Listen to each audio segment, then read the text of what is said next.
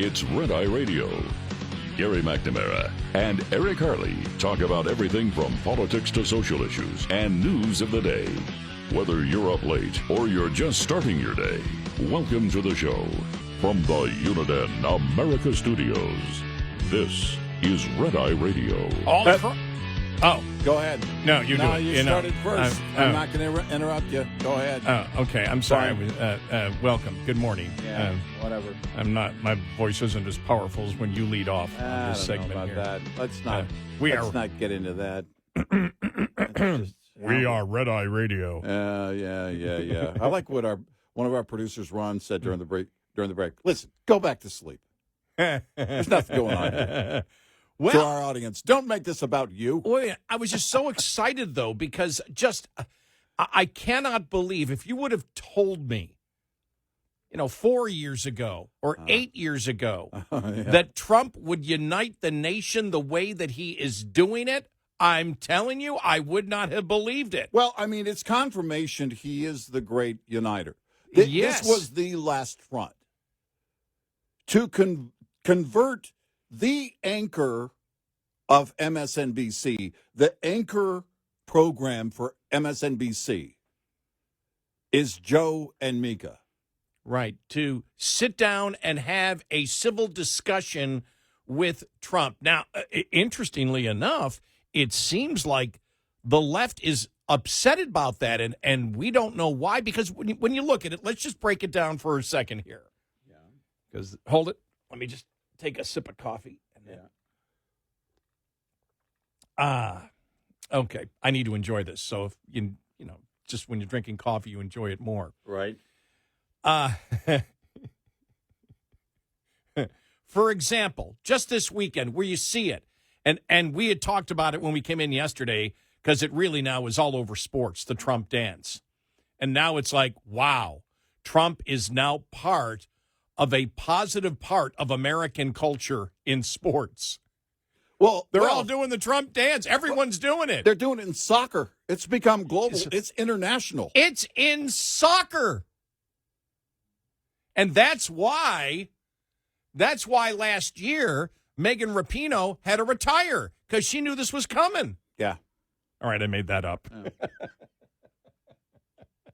But I mean, when you look, and we had said this way back, when the Harris campaign said, "Oh, okay, we're going to build a wall, and we're really going to build a wall," and Trump couldn't get his wall done. I get the wall done. It'll be bigger and better. We'll have solar panels on it. We'll have windmills on it. We'll have, And at that point, we said, "Okay, well, what's going on?" And if you see, for example, in a lot of cities out there, if you see what's going on in the election, a lot of these proposals that different states had, where they're moving in the direction of Trump. When you have the city of Dallas, a Democrat city in the last election, vote for, have a referendum to put more police on the street. Right. If there's not enough police on the street. I mean, these things are the just... city whose mayor converted to the Republican Party. Exactly. And on all these major issues now, Democrats are agreeing with Republicans. What was the Rasmussen poll I want to look at from yesterday? Here we go. Should federal election laws require that all votes be counted and the final results be reported within 12 hours of polls closing on Election Day?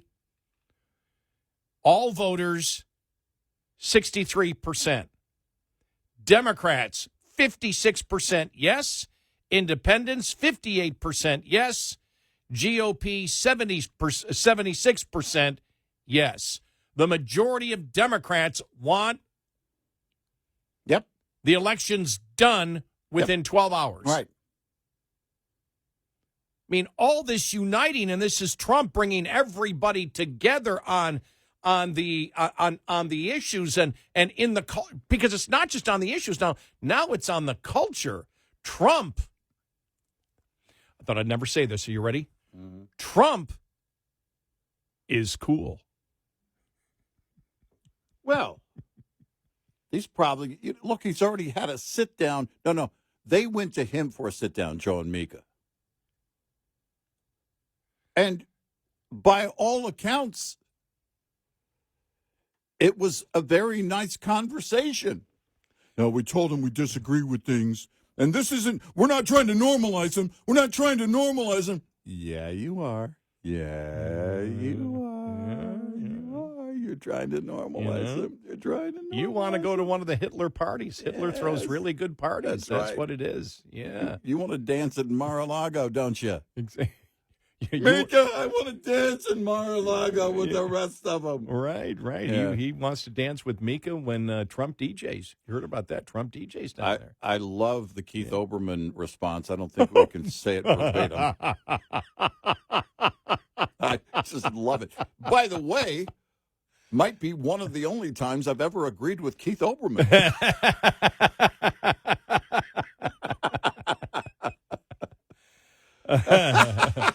Well, he said, I'll read they can never be trusted again. Mm-hmm. Not that those words should have ever been trusted. Mm-hmm. He goes, breaking news, I told you so. Mm-hmm. They are Trump collaborators. Mm-hmm.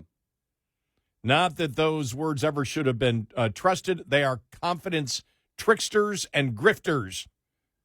Mm-hmm. Said Katie Fang from MSNBC, normalizing Trump is a bad idea. No. Period. And then he went on went straight after Scarborough.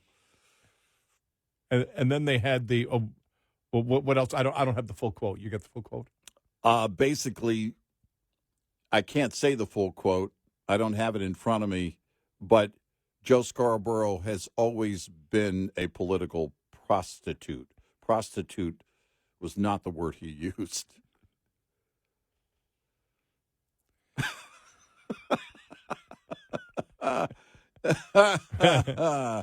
Yeah.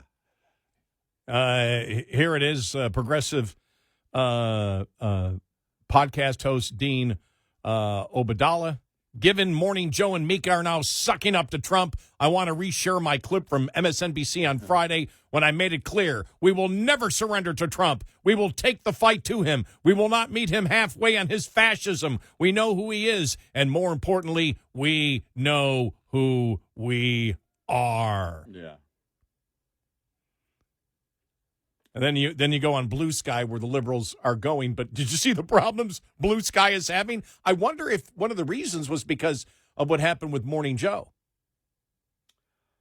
Because there were calls for censoring, there's child pornography. They had to basically say, okay, wait a minute, we've got to start vetting our people better that we let on there, right? Yeah. That's what happened yesterday. Right. A media news editor-in-chief, Morning Joe jumped the shark. Disgusting, said MSNBC analyst Jennifer Rubin. Washington Post columnist, disgusting. Yeah. He sold out for access. We will not forget. And if we survive the next 4 years, we will not forgive.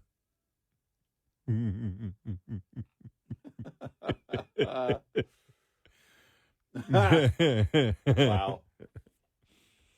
Oh, my gosh. I mean, that made my day yesterday. Yeah. We'll have the audio coming up here in a little bit, but that absolutely made my day. Really did. Yeah. Like, wow. That was Yeah. Oh, it was beautiful. The great uniter, as we've been saying. Look, don't ask us. Look at the election results. It has liberals fuming. How dare you? How dare you? You look at all the demographics and the breakdown there and going after them. And by the way, they knew this was going to happen. Remember Obama going after black men and how they vote. Oh, yeah. This is something they knew was going to happen. They saw it. Their internals showed them the ugly truth for them. I think it's kind of beautiful. Then the staffers, MSNBC staffers, are lashing out at Morning Joe co-hosts. Yeah. All right. After they shocked their liberal viewers by revealing their recent Mar-a-Lago meeting with President-elect Donald Trump. Cowardice. Yeah. One MSNBC employee reacted to Fox News Digital, doing exactly what Tim Snyder warns on our air not to do. Obey in advance. It's disgusting, but frankly unsurprising. The sources said MSNBC rank and file are now largely disdainful of the network's morning stars, saying it feels like they are just opportunistic. Mm-hmm. Yeah. Oh, wow. You're just going through all these. Katie Fang is right. It's normalization, and it's access BS. The MSNBC employee told Fox News Digital journalists don't need access to their subjects to hold them an account.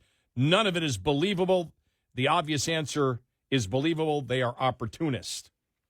Oh, my gosh. Yeah. The insider expressed concerns that MSNBC will face significant blowback as a result. Well, their ratings right now aren't that good to begin with. Yeah.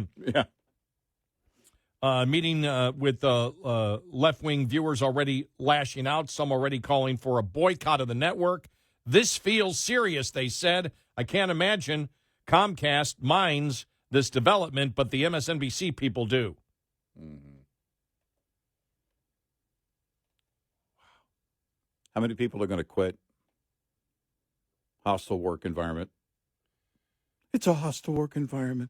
We can't work there anymore. That was almost as good as, we'll get to this story later on about remember when the DNC, how proud they were? We're going to have a union. Remember that? Yeah. Well, now the union's furious. Yeah. The union is furious, absolutely furious about the whole thing. Yeah. So. Yeah, it's it's over and over again. Look, it's if you think about it, it's what the liberals have been preaching about forever. We need both sides. It's usually right after they lose. We need both sides to work together. We need both sides to work together. Schumer was saying it recently. Come on, we need both sides to come together. We expect the incoming administration and the GOP to work with Democrats and blah, blah, blah, blah, blah, just like we did. Oh, you mean with that one person? That one person whose father is Satan? You worked with Liz Cheney and, I'll give you two. We have to go back a ways. And John McCain. But they've been preaching both sides should work together. They need to come together. They need to come together. Well, Mika and Joe have seen the light. I think Joe's going to be wearing a MAGA hat for the rest of the week. I'm not sure. That could be something I'm making up right now. Could be. Olbermann's reaction was the perfect icing on that cake. I tend to think it's two things. Number one, they're feeling it from management. Mm-hmm. The direction where MSNBC is going, even Comcast is looking at going, this is just, you cannot continue with the insanity on there because it's insanity. Yeah. You're defending insane positions, everything else. Right. I think the pressure from management is there. And also, I think that they're looking to get access. Yeah. I do agree with that one MSNBC insider that said access. You and I have lived in that world before where, you're in this business and all you do is you want to get whatever guests you can get. It doesn't matter. You won't argue with those guests. You won't do anything. Now, I think they would probably argue with Trump. I don't believe they're going to get Trump on the air as president. That's probably what their goal is. Yeah. Let's get Trump on and then, probably try to, just sabotage him when he comes on. I wouldn't put that by them. But the fact is they were so friendly beforehand, as you know. But he knows their positions already. Yeah, of course. Like Trump doesn't know what their positions are. If you want to come talk, fine, come talk. But right. Sorry. Yeah, exactly. Now, I don't know what Trump said to them. Because if they came, I go, what are you? Talking about me? You're the one that lied to the American public that said this is the best version of Joe Biden. You lie every single day. Don't talk to me about any lies. Don't accuse me of lies when you were gaslighting on that one, Joe. Right? Right. Well, that's the whole thing, and it is over and over again. He's done this, gaslighting and virtue signaling thing, and anything else his wife tells him to do. And it's been this show for the longest time, and I don't mean show as in TV program. I mean a show. It was a show when he was serving in office. He's not a conservative, never has been. Period. I don't care what he says. Yeah. You run in that district as a Republican and you get your name out there, there's a decent chance you're going to win. He did say that a couple of months ago, didn't he? That he actually said, being a conservative. Yeah. It's like, shut up. Yeah. God. Right. Yeah. Sorry. No, you're not. And you never have been. 866-98-RED-EYE. This report is brought to you by Shell Rotella. With advanced synthetic technology, is designed to help keep your rig running with more mileage and less maintenance. Cold temperatures and water can lead to only one outcome, and ice has no place in the truck's air system. That's why it's crucial to keep your air system moisture-free as the temperatures begin to drop. Make sure your air system is in top condition before plunging temperatures put it to the test. In addition to changing your air dryer desiccant cartridge and draining your air tanks, make sure that no alterations have been made to the air compressor discharge line. This can dramatically increase the amount of moisture in the air system. Lastly, have a professional technician check the condition of your air dryer heater, purge valve, and check valve. Get in touch with Red Eye Radio, toll free at 866-90-RED-EYE.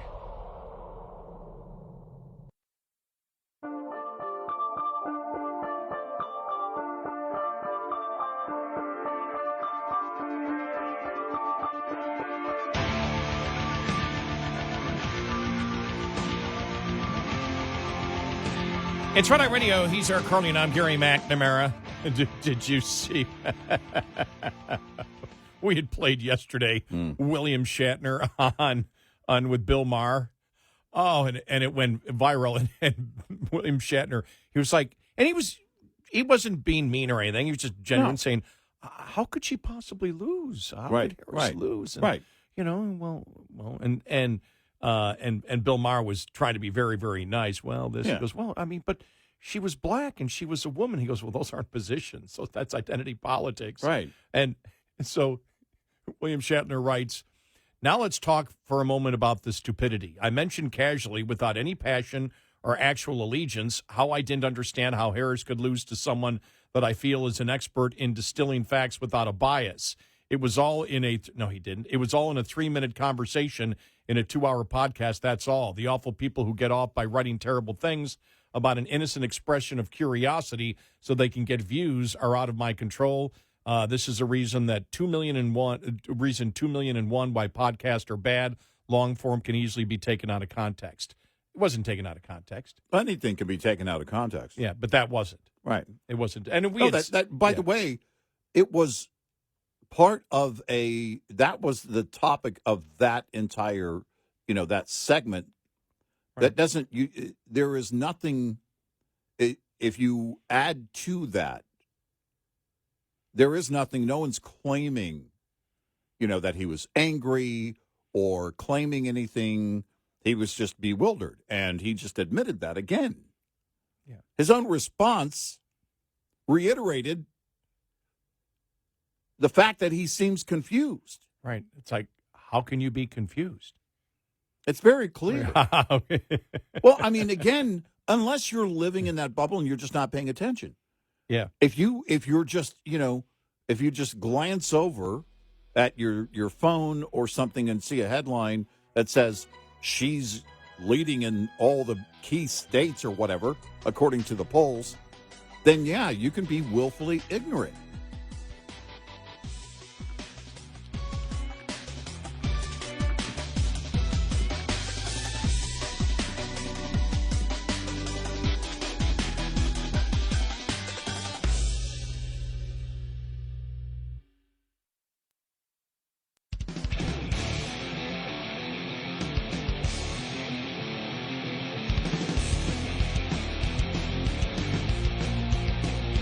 You're a threat to democracy if you don't download our app, Red Eye Radio. And he's Eric Harley, and I'm Gary McNamara.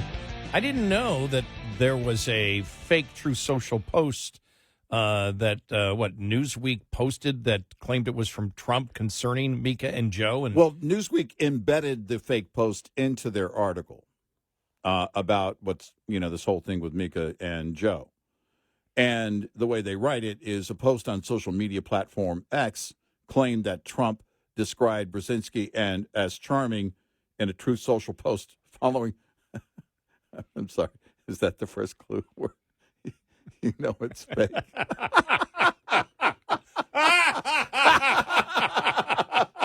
Always looking for those clues. How can this be fake? Yeah, following a supposed meeting with her and Joe Scarborough at Mar-a-Lago. And the account that posted it, they embedded it from the X account that posted it, and it was by all accounts fake. All the response to it is he never posted that. The on community social. notes And here's the fake post this morning Joe and Mika, who owe their careers to me. This is supposed to be Trump on True Social. Who owe their careers to me. By the way, it sounds fairly genuine so far. Went on their show and claimed to have met with me. They made it sound like we had a summit. The truth is, Joe begged to meet with me after our big win. Both big and win have capital letters on the B and the W. And when I finally agreed, he approached me like a scolding dog. I'm not so sure this is fake. I'm not so sure I want it to be fake. He should consider himself lucky that I didn't have him thrown out a beautiful Mar-a-Lago. Mika was charming as usual. But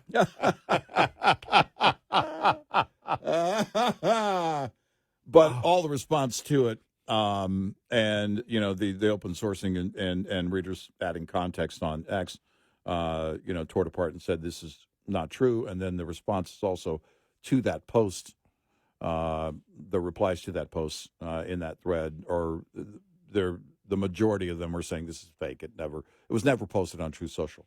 But well, we can always hope. Well, look, this is part of the circular firing squad that that is going on right now in in the left, in the Democratic Party.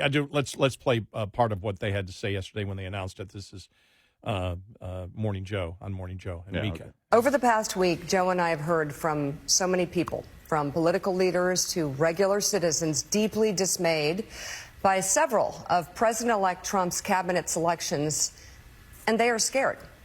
Last Thursday, we expressed our own concerns on this broadcast and even said we would appreciate the opportunity to speak with the president-elect himself. On Friday, we were given the opportunity to do just that. Joe and I went to Mar-a-Lago to meet personally with President-elect Trump. It was the first time we have seen him in 7 years. Now, we talked about a lot of issues, including abortion, mass deportation, threats of political retribution against political opponents, and media outlets. We talked about that a good bit. And it's going to come as no surprise to anybody who watches this show, has watched it over the past year or over the past decade, that we didn't see eye to eye on a lot of issues, and we told him so. What we did agree on was to restart communications. My father often spoke with world leaders with whom he and the United States profoundly disagreed. That's a task shared by reporters and commentators alike. We had not spoken to President Trump since March of 2020, other than a personal call Joe made to Trump on the morning after the attempt on his life in Butler, Pennsylvania. In this meeting, President Trump was cheerful, he was upbeat, he seemed interested in finding common ground with Democrats on some of the most divisive issues. And for those asking why we would go speak to the president-elect during such fraught times, especially between us, I guess I would ask back, why wouldn't we? 5 years of political warfare has deeply divided Washington and the country. We have been as clear as we know how in expressing our deep concerns about President Trump's actions and words in the coarsening of public debate. But for nearly 80 million Americans, election denialism, public trials, and January 6th were not as important as the issues that moved them to send Donald Trump back to the White House with their vote. Joe and I realize it's time to do something different. And that starts with not only talking about Donald Trump, but also talking with him. Well, you just normalized him. You can't do that. We're not going to normalize him. We're not going to. But you just did. You just did. I mean, that's. Now, when I saw that, I went, this is going to be interesting. And then I didn't see the response first. I saw, the clip first. And when I got to the end of it, I just went, oh, my God, they just normalized him. The left is going to freak out with this. I'm reading at the post that Scott Jennings put out on it. He wrote, Hitler getting a lot more meeting requests than I would have thought. Yeah, exactly. Because remember, that's the whole thing with Trump. You don't talk to him. You don't do anything because he's Hitler and he's a fascist. Yep. And so, they were full on board. I mean, they compared him to fascist leaders, including Hitler, over and over and over again. If you truly believe that, you're going to go kiss the ring. Those are the words being used in the coverage of it. I love it. Go kiss the ring right after your side loses. I wasn't thinking of a ring, but it's well. It depends on where he wears the ring, I guess. It's none of my business. That's your body, your choice. But it's the whole thing is it is over and over again the left demonstrating that, of course, they were lying about the Hitler thing. They don't actually believe that.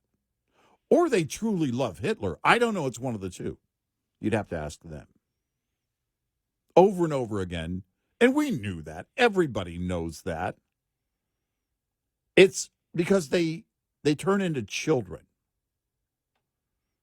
The whole thing at Madison Square Garden. They just turned into children over that. Aha! Hitler! Because Hitler was here, well, not actually here, not in this building, but another building that had the same name a long time ago. Never mind all the Democrats who have spoken also at this building. That's not the conversation. Don't change the topic. It is over and over again them demonstrating how childish they are.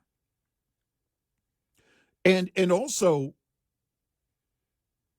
you have to look at this and wonder what's happening on the inside at MSNBC. Look, your own audience is done with you. Now, Morning Joe's audience, any liberals left watching that, they're gone. And the thing is that you have to truly define who you are. Well, MSNBC has defined who they were for a long, long time. Joe and Mika included. They can say, Joe can try and claim he's a conservative, but everybody knows he's not. That's laughable. But they change with the wind here. Later on, he spoke again and said that they're not trying to normalize Trump. Yeah. That's what I was saying earlier. Yeah, I mean, you are. You just did. Yeah, he said it, though. Right. He actually said it, though. That's the point. Yeah. That's what I was saying earlier. They actually said they're trying, we're not trying to normalize them. We're not. You did. You just did. You just did. Because you don't go to meet with Hitler. Right. Unreal. So I'm going through the comments. Brian Stelter from CNN, put that out. One of the first responses, Keith Olbermann. Oh yeah, I love that. Gosh. Yeah, I'm enjoying Keith Olbermann trolling the left. Oh my gosh, it's great. The implosion continues, and they wonder why they can't win. I love the elections. shock. Why is anybody surprised? Since 1998, I've said Scarborough was the worst person I've ever encountered in this business. The worst, really? I don't know how to take that from worst? Olbermann. I mean, does that mean he's the best if Olbermann's saying he's the worst? Yeah, I don't know. He proves me right year after year. Now the interesting thing is to go and look at the responses to Keith Olbermann. Yeah. Oh, my gosh. On it, which I'm assuming if you're following Keith Olbermann, you're in agreement, more in agreement with him. I just lost where I was looking, where I was. I was waiting for him to go, Mom, would you reboot the computer? Yeah. Yeah, it's sad and funny at the same time. I love it. Okay, the first one to Olbermann. Just stop it. Please, go take your meds. Actually, the worst person in the business or any media is Olbermann. Literally an insane lunatic. Yeah. Oh, my gosh. Yeah, that's why he's not in the media anymore. By the way, Keith, table 5 needs more water. I figured there'd be more people agreeing with Olbermann on that, but no. Yeah. Well, I can imagine, though, the people that follow Olbermann have to be from the right just to blast him when he comes out with insanity. I think so. That's just for the entertainment value alone. Because nobody takes him seriously. No, and hasn't. But for me, I haven't. I've never taken him seriously. Yeah, I just. It was the icing on the cake, though. I saw it and I was like, perfect, so perfect. All right, so here's the thing.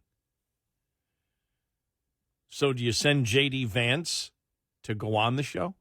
Not Trump, J.D. Vance. Maybe, yeah. J.D. will go anywhere. Yeah. But what does MSNBC do, right? What does management do? Because you're struggling to hold on to viewers.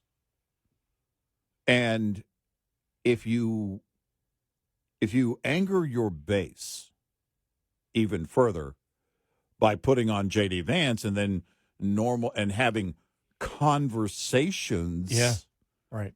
Because if you're having normal conversations about the issues which they want to discuss, because if you're going to sit there and say, we want to talk January 6th, 6 months from now, nobody's coming on from the administration. Right. It's look, they can't get a win here because you're trying to kumbaya this moment. We're willing to have we want to do something different. Right. Are there contracts coming up? I don't know. They might be doing something different altogether. But the response to this is the further proof, again, that the left doesn't want to hear anything about having conversations. You know, you hear people, we need someone who can unite the country. They have zero interest in it. I, all along, have said, I'm not interested in uniting the country. I'm not looking for somebody to bring people together. I'm looking for somebody to do the right thing. And if they're doing the right thing, more people will see it. It will naturally bring people together. And that's what we saw November 5th. So that's how it goes down. Reading from more liberals, why are they normalizing him? There's nothing about him that's normal. I'm so disappointed. Yeah. I had to stop watching. It's like, so that's Brian Stelter's response. Yeah, right. Olbermann, mostly it's people that look like they're Trump supporters. These idiots had to take the walk of shame because they are about to be axed. Yeah, all right, whatever. I would rather see them fired. Mm-hmm. All right. Whatever. Oh, my gosh. Just that made my day yesterday. That was beautiful. It was beautiful. 866-98 Red Eye. We'll be right back with more Red Eye Radio with Eric Harley and Gary McNamara. Shell Rotella with advanced synthetic technology is designed to help keep your rig running with more mileage and less maintenance.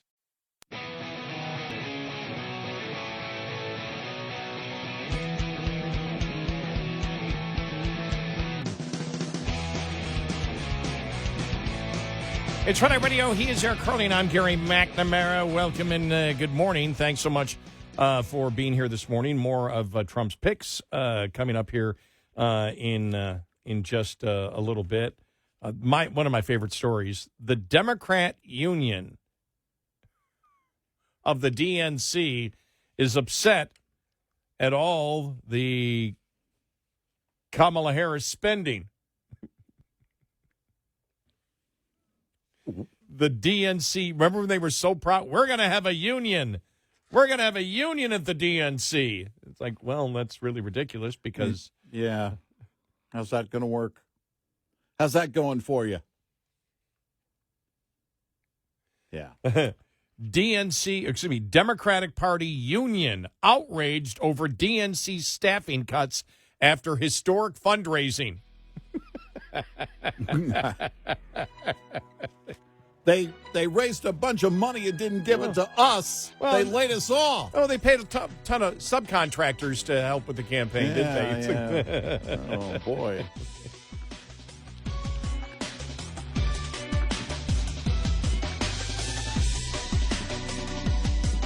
Top of the Hour News is brought to you by House Products. Visit houseproducts.com. This is Red Eye Radio on Westwood One.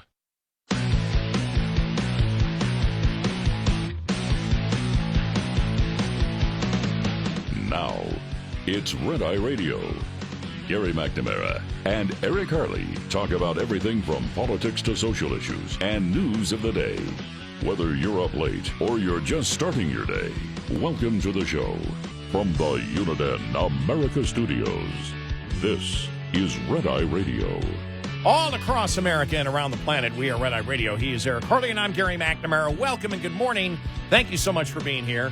Thank you. Thank you. All right, let's do a little bit of house cleaning here. Okay. On yesterday's show, you and I, we were talking about the allegations against Pete Hegseth, and also Matt Gaetz. Mm-hmm. And when we were talking about Hegseth, we went through, if you're listening to the show, we went through what the allegations were, and specifically, we spent an enormous amount of time on what his lawyer said.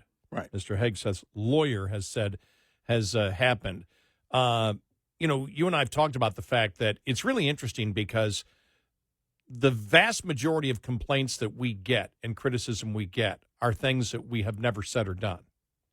Yeah. And it's really amazing when you see it. Mm-hmm. And I had somebody on Twitter just blast us saying, I turned it off after 2 minutes because you were just taking the side of the allegations. And then went through, you should have checked this, and everything that she wrote down, we did, and more. Right. In fact, we spent an enormous amount of time talking about what the lawyer for Hegseth said, and in fact, looked at that and said, what the lawyer is saying is not good. Right. But we were telling you precisely what the lawyer said in his own words. I don't have a dog in this fight. The only thing I want to do is move forward, and you said it yesterday, the Trump agenda. And we're telling you from what we have seen, what history has shown, what gets you not nominated. Yep. And it's very rare that it happens, but when you, and we mentioned, and we went back and looked at John Tower for Department of Defense back in the Herbert Walker Bush administration. He didn't get in because of more generalized alcohol use and womanizing. Mm-hmm. And so we looked at this and said, okay, this isn't going to end here. And that was our point. We don't know what the truth is. If you've listened to the show, you know that whenever there's a legal topic that comes in, I never guess, and you never guess. We don't sit there and go, well, he must be guilty because they said that. Mm-hmm. We will look and say, okay, what the lawyer said, his own lawyer said, is problematic. Yeah. Because it will make it continue. It doesn't end because of what his lawyer said. The investigation's not going to end because of that. Right. And that's the problem that you have in these situations. And as we said with both Gaetz and Hegseth, they could be completely innocent. It doesn't matter. This is not the nomination process if you care about moving the Trump agenda forward, can't be about whether the sexual allegations are true or not. The fight to clear their names is on them. Yep. This is about the administration. This is about Trump. After everything that's been thrown at him, these items should not be on the table associated with nominees. And so it's just really interesting. And I said, stop it. You just admitted that you only listened for a couple of minutes. Mm-hmm. We covered all those. Mm-hmm. Stop speaking from ignorance. And then she came back and blasted us again. And I said, fine, you're a troll.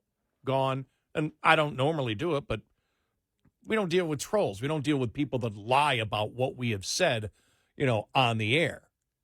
And especially people that speak from ignorance and then are insistent, I'm going to continue to speak with ignorance and lie about what you've said. You're gone at that point. So, And again, this isn't the fight that should be going on. If Hegseth wants to clear his name, if Matt Gaetz wants to clear his name, that's on each of them, not on Donald Trump. Yeah, we wish to move the Trump agenda forward, irrespective of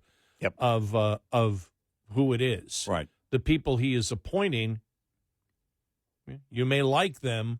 If they hurt the Trump agenda, they're not good. And the story that came out yesterday, I'm reading here from Breitbart, and we said this probably would be what would happen. The House Ethics Committee Chairman Michael Guest has signaled his committee is likely to ignore Speaker Johnson's recommendation to withhold releasing its investigation of Matt Gaetz.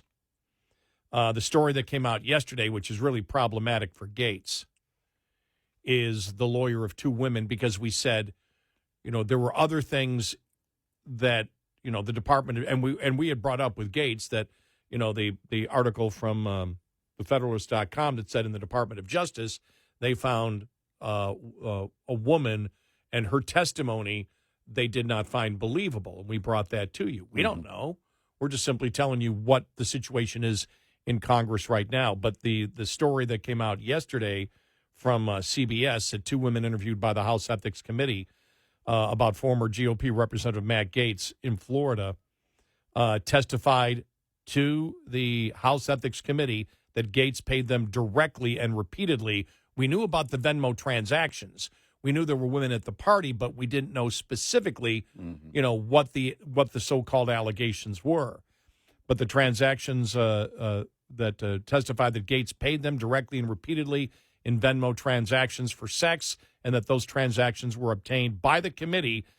An attorney for the woman told CBS News. The attorney, Joe Leppard, also said the women testified that Gaetz inquired in text messages about party favors and vitamins at upcoming parties, which was understood to be a code for drugs. Leppard, who was based in Orlando, said his clients testified that they attended parties from 2017 to 2019 where Gaetz was present and sex and drug use took place. In an interview on Monday with CBS News chief Washington correspondent Major Garrett, Leppard said one of his clients testified before the House Ethics Committee that she witnessed Gaetz having sex with a 17-year-old girl against a game table at a July 2017 party. Gaetz was sworn into Congress in January of 2017, so all the events took place while he was a member of the House. Gaetz has denied all wrongdoing, including having sex with a minor, after CBS News published its initial story and aired on CBS News. Trump transition spokesperson Alex Pfeiffer said in a statement, Matt Gaetz will be the next attorney general. He is the right man for the job and will end the weaponization of our justice system. These are baseless allegations intended to derail the second Trump administration. The Biden Justice Department investigated Gaetz for years. This is the story we brought up the other day, and cleared him of wrongdoing. The only people who went to prison over these allegations were those lying about Matt Gaetz. Now, is he talking about these specific allegations from these two women? Are these two women? Is one of them the same that the DOJ found not credible? But the fact is, it's not going away, and all the questions we're asking are the questions that are going to be asked, and this is why you're going to have the Republican-led Ethics Committee, in all likelihood, release what's in there. Yeah, and look, these aren't things that I have no dog in this race and clearing the name of Hegseth or Matt Gaetz. That's on them. They have to do that. Their attorneys have to do that. And if they're innocent, then they should fight to clear their name. But the nomination process shouldn't be a part of that, period. You know, their positions on this and that are going to be, and, you know, Hegseth being at Fox News and all that's part of it.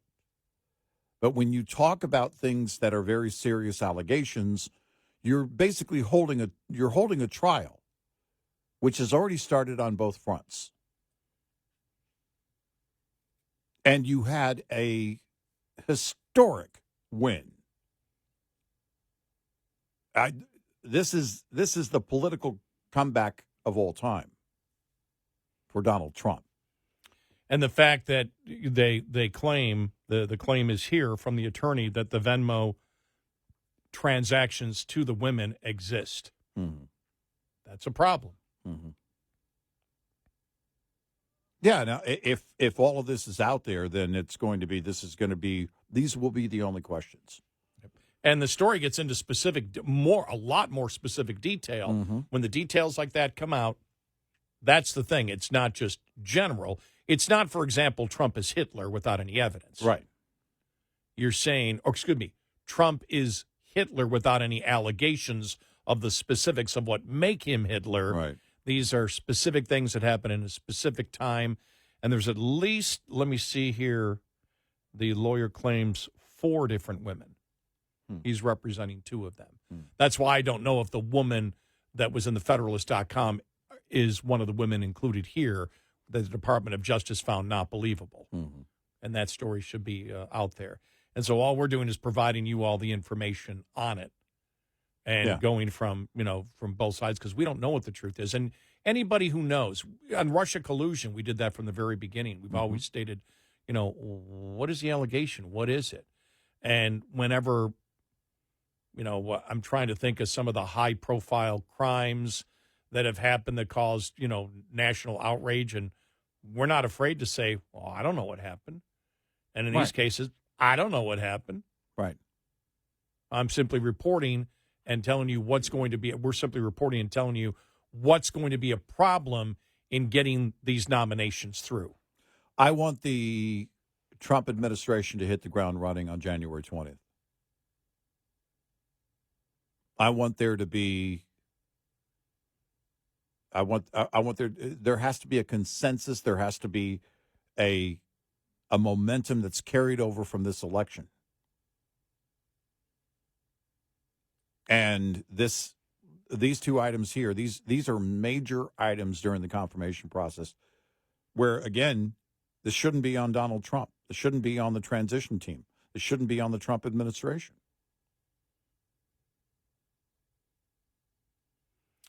Leopard said one of his clients provided more than 100 texts involving Gaetz to the committee. Frequently, Leopard said the texts his client provided show Gaetz would have to be reminded to pay. There was a lot of text requesting payment like, hey, when are you going to pay me, Leopard said, or I don't want to be that girl, but could you please go ahead and pay me what we agreed upon? Mm-hmm. Now, the text the House was more interested in was the ones where Representative Gaetz was seemingly requesting that drugs be present. That was from the lawyer. Right. So in my line of work as a criminal defense attorney, no one ever requests, can you give me some drugs, please? They usually use code words. And so Representative Gaetz would use terms like, can you make sure that there are party favors present, or who's in charge of party favors? Mm-hmm. And like I said, we said this is going to be the problem with the House when it started leaking what was in the House Ethics Committee. Right. And so there's where you are. Yeah, and it's not going to go away, and that's the thing. Now for the next month and a half, that's all you're going to hear. Yeah. And if details keep leaking like this every day on Gaetz, I don't see how he survives. Internally, they're already doing a head count, and they're spending real time on it. They're spending real time and effort on this head count, and having conversations with all of the no's, because you want to find out if they're convertible, if it's conditional, if there's any asterisk in their no. If there is, then you work on them and you're trying to convert them to yes. But you've got to get, reports are 12, anywhere between 12 and 30 no's so far. According to the Wall Street Journal. If that's accurate, let's just say let's say it's 10. By the way, it wasn't a head count. It was depending who asked. Now, I know at least 12 that won't. I know 30 that won't. Mm-hmm. And those would be Republicans that wouldn't vote for Gates. Right. That was that's the think about that. That's the Senate or the GOP internal. That's kind of it isn't informal, but still this is what they're working on. And I guarantee you the transition team right now internally is working on that head count. The problem that you have here is the specifics of the allegations as to the months of the party, exactly what happened, what location, what was, and it's more than one. Right. Well, that's what the problem is here. Why? Because any investigator is going to say, okay, where does this lead?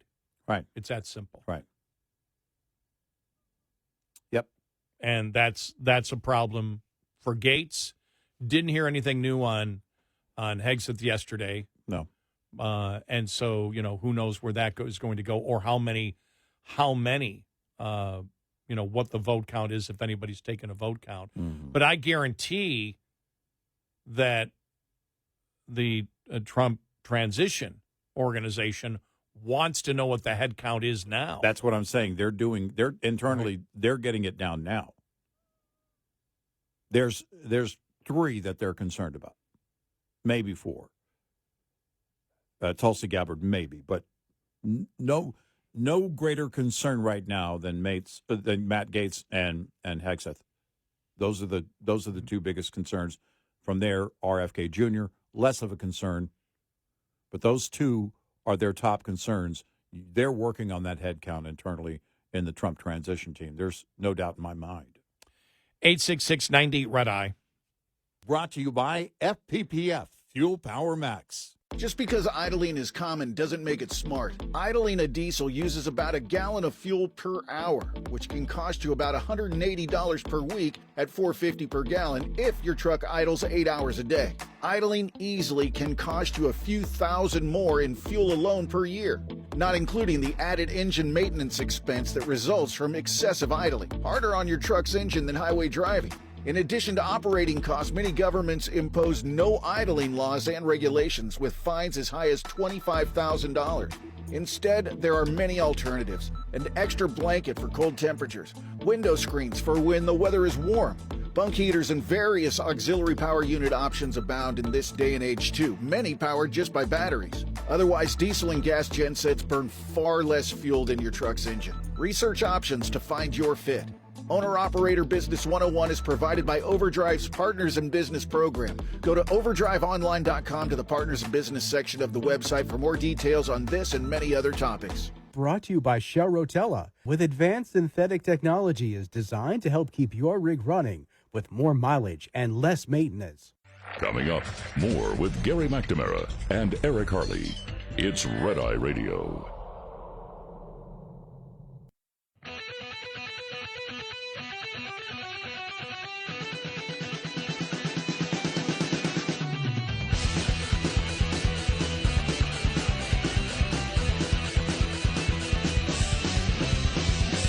It's Red Eye Radio. He is Eric Harley, and I'm Gary McNamara. Welcome and good morning. Thanks so much for being here, as always. Coming up here, leftist ex-refugees flood blue sky with complaints, censorship requests, and child pornography. Oh, wow.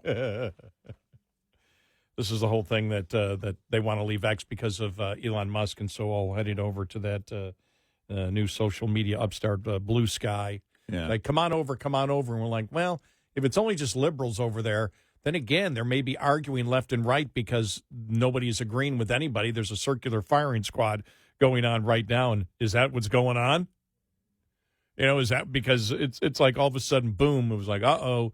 All right, maybe we need to slow things down here. We need to vet people better. Hilarious. Sounds like a toxic environment on social media. Because it likely is the liberal circular firing squad. You know that it is. Someone says, I think what Joe and Mika did was nice, was good. It's a good thing. Boom, boom, boom, boom, boom. We need protection over here from this person. They've created a toxic environment. Oh, my gosh. I wish I were interested enough to get an account over there, Blue Sky. But we'll hear about it. I mean, we're hearing about it already, the implosion that's happening on the left. It's no surprise. The child pornography thing is very disturbing. Very disturbing.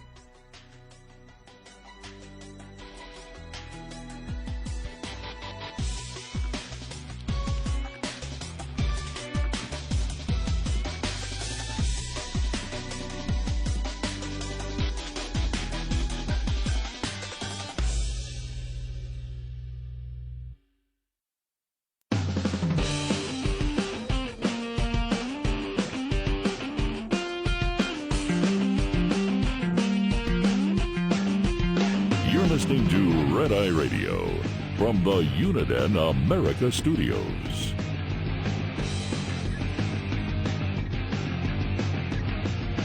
It's Red Eye Radio. He's Eric Harley, and I'm Gary McNamara. Hey, did you hear that Canada's cutting back on immigration? No more. The bear out front should have told you. Justin Trudeau says Canada could have acted quicker on reining in immigration, so they're cutting back. Justin Trudeau is a xenophobe. And a racist.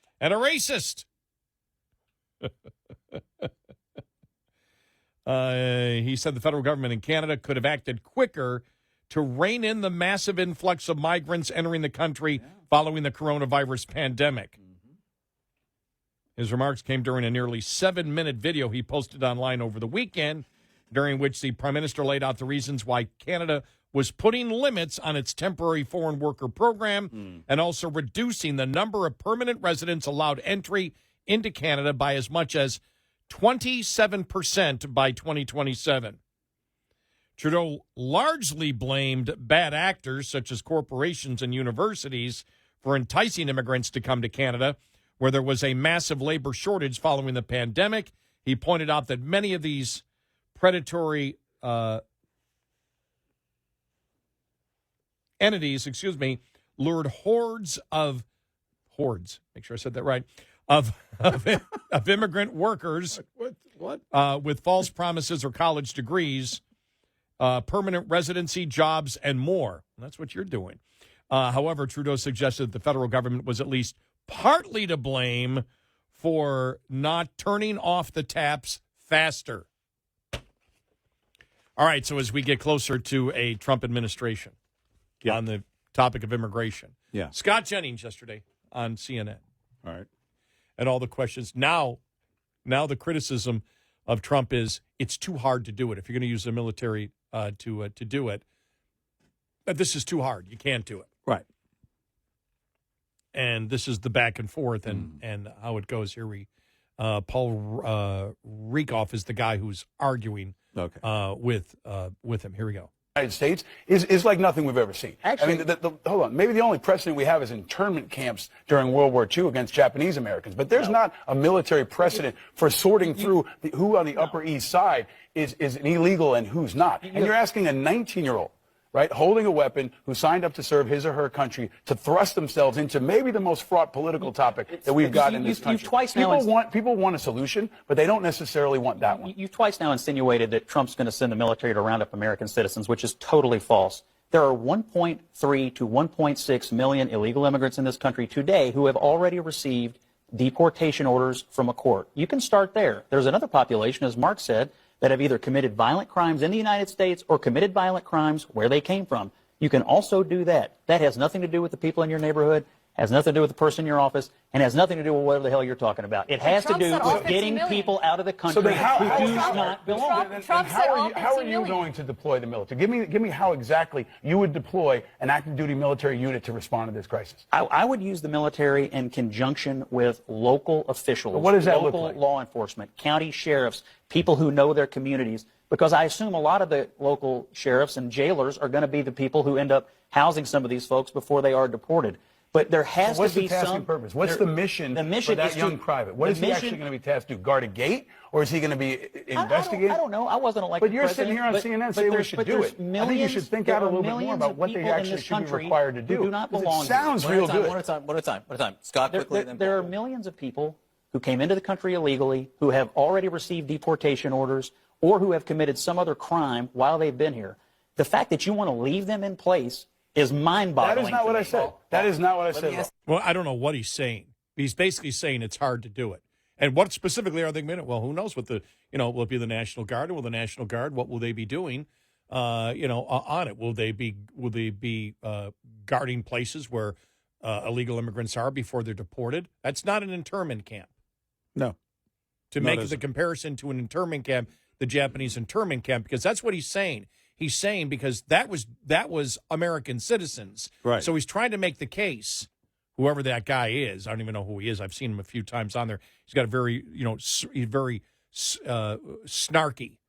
But he's the one that made the incorrect analysis by saying an internment camp. An internment camp is what you talk about with, the Japanese citizens. They were American citizens.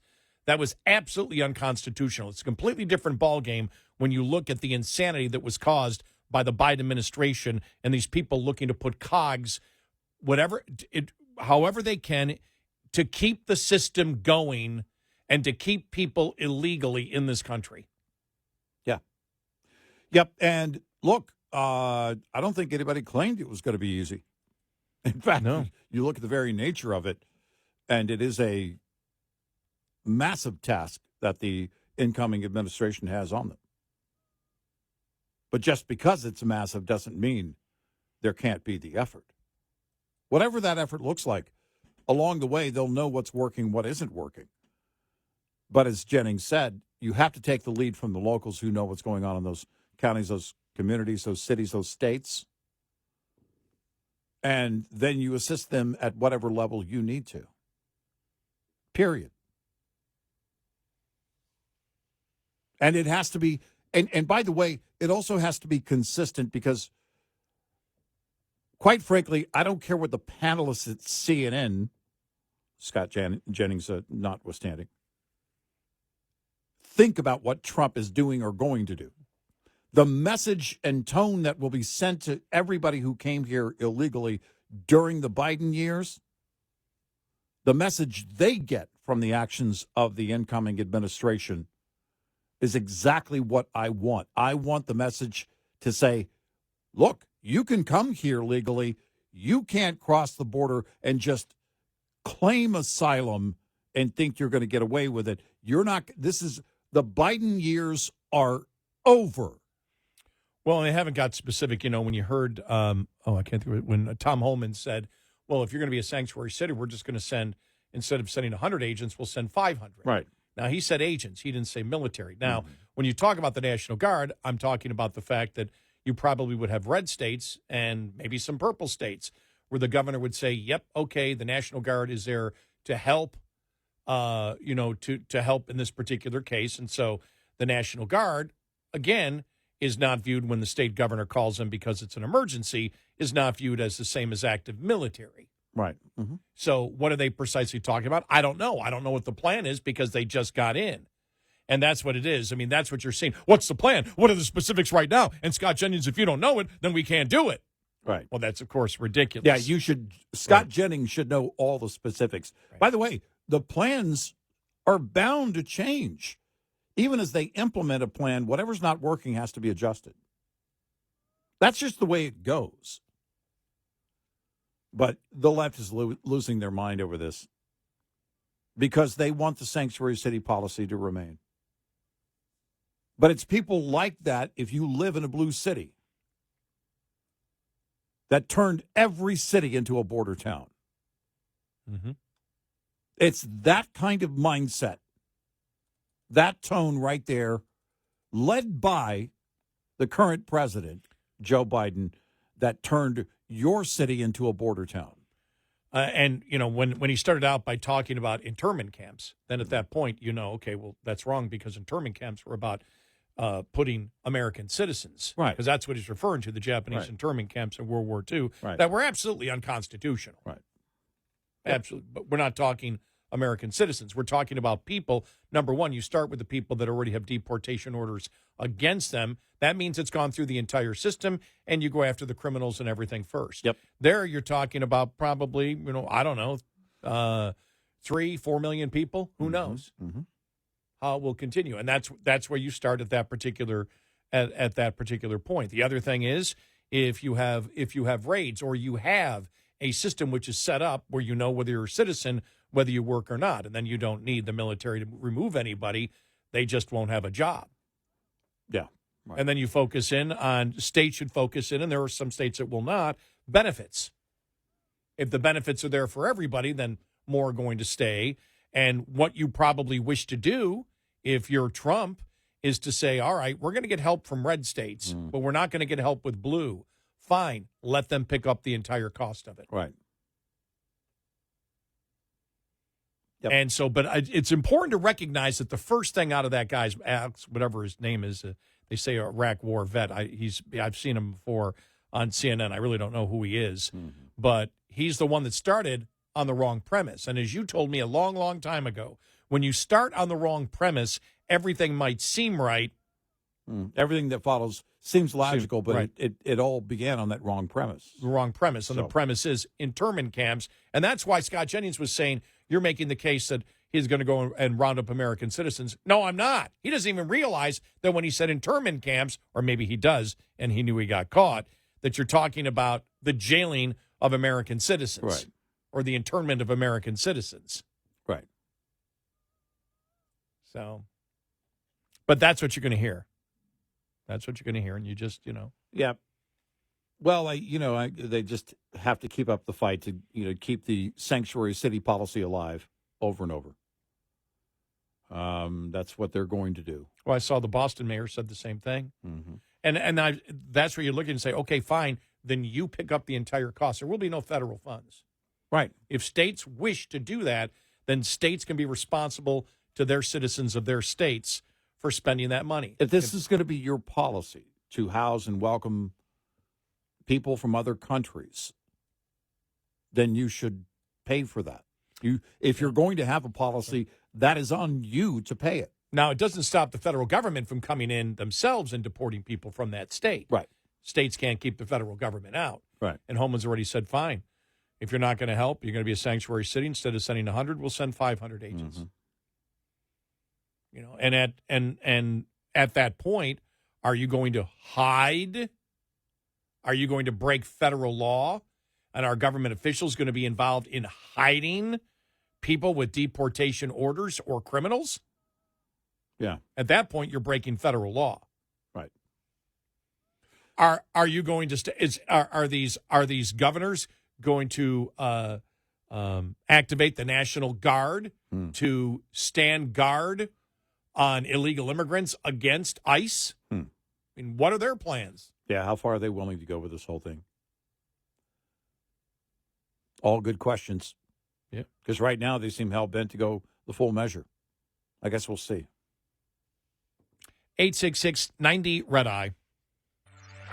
Lines open for your calls. 866-90-RED-EYE on Red Eye Radio.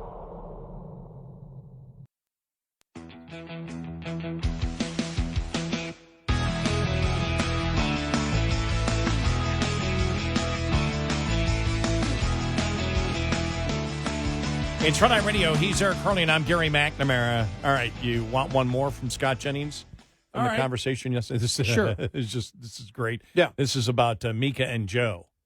All right, and them meeting with Trump.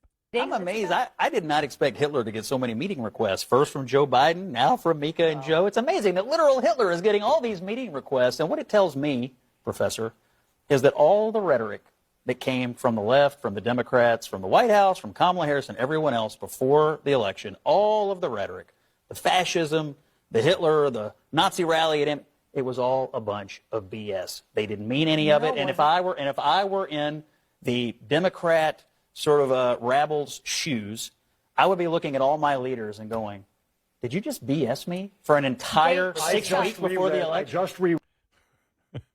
Yeah. 6 weeks? Yeah. You're talking about you said 6 weeks. 6 weeks. 6 months? Yeah. 6 years? 6 decades? Let me see. Well, I'm trying to figure out, when did they start calling Bush Hitler? I mean, it's 6 weeks. 6 decades. It's you have to go back to the early 70s. But the entire approach has always been this way. And then what do we hear inevitably? They did this after the election in 2016.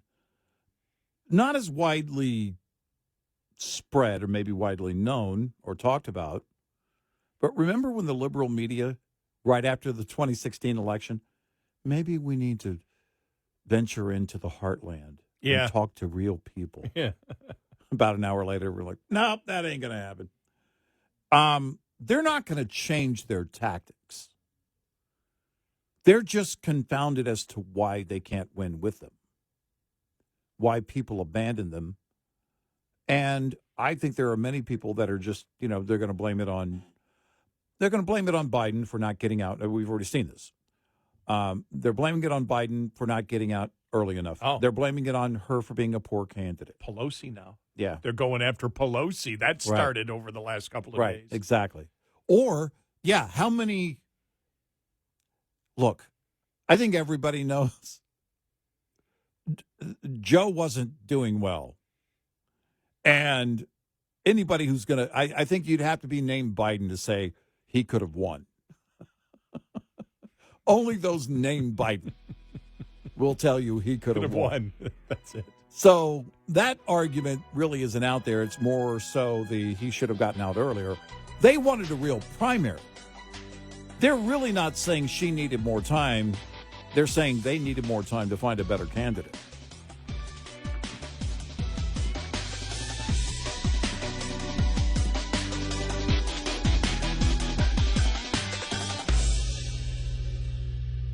This is Red Eye Radio on Westwood One.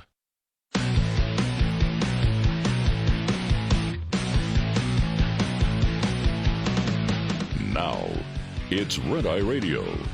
Gary McNamara and Eric Harley talk about everything from politics to social issues and news of the day. Whether you're up late or you're just starting your day, welcome to the show. From the Uniden America Studios, this is Red Eye Radio. All across America and around the planet, we are Red Eye Radio. He is Eric Harley, and I'm Gary McNamara. Good morning. Thank you for being here.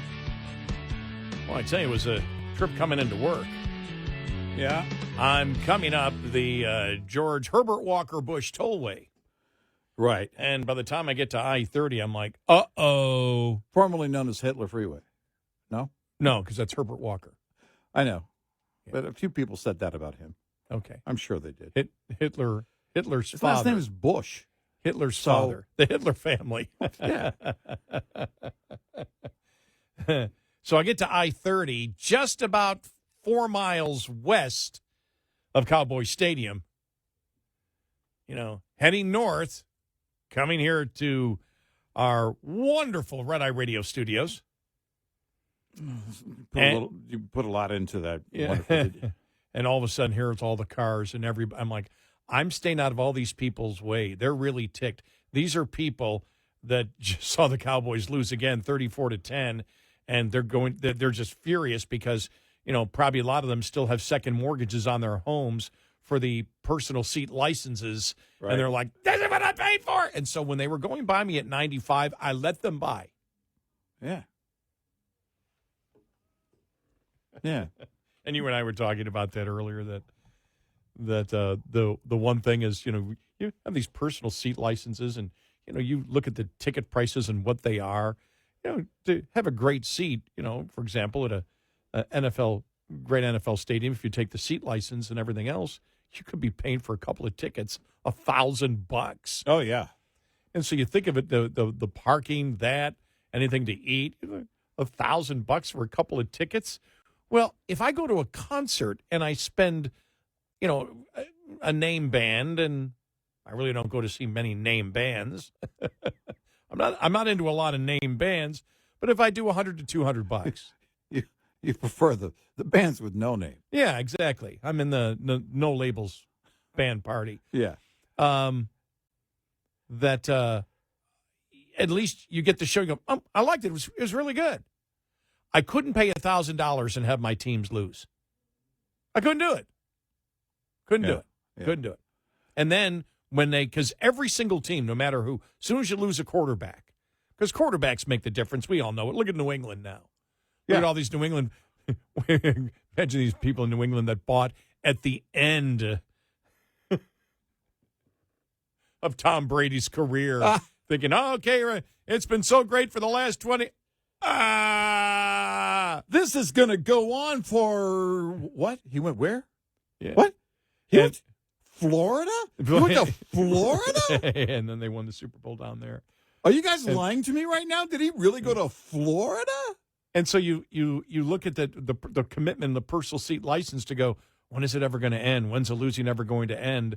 I don't know how that business model with the personal seat license, will go long term, especially if a team is losing. But I know I'm out because I'm not paying $1,000. I will never pay. I could be a billionaire and I never pay $1,000. It might be worth it if they win the Super Bowl. If you pay $1,000 for a Super Bowl ticket, but a regular season game, if they lose, sorry. Well, if I were to ever pay that, I would expect that on the national TV broadcast, that the commentators start every comment with my name. Eric, this is why the Cowboys decided to go that route. They blah, blah, blah. And also, Eric, this is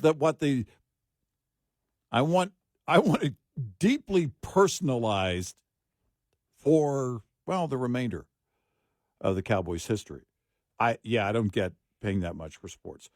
Look, have I overpaid for things? Yeah. But am I going to sign my life away for something like that? Can you imagine getting a second mortgage for football? No. Because inevitably you're going to get burned. Your team's not going to be on top forever. They're just not. Yeah. And why are you buying the forever seat? The answer is no. I'll come back when you're winning. Or maybe not. You know what the cost of, to show you how old I am, the cost of my first NFL ticket. Anybody have a guess? $3.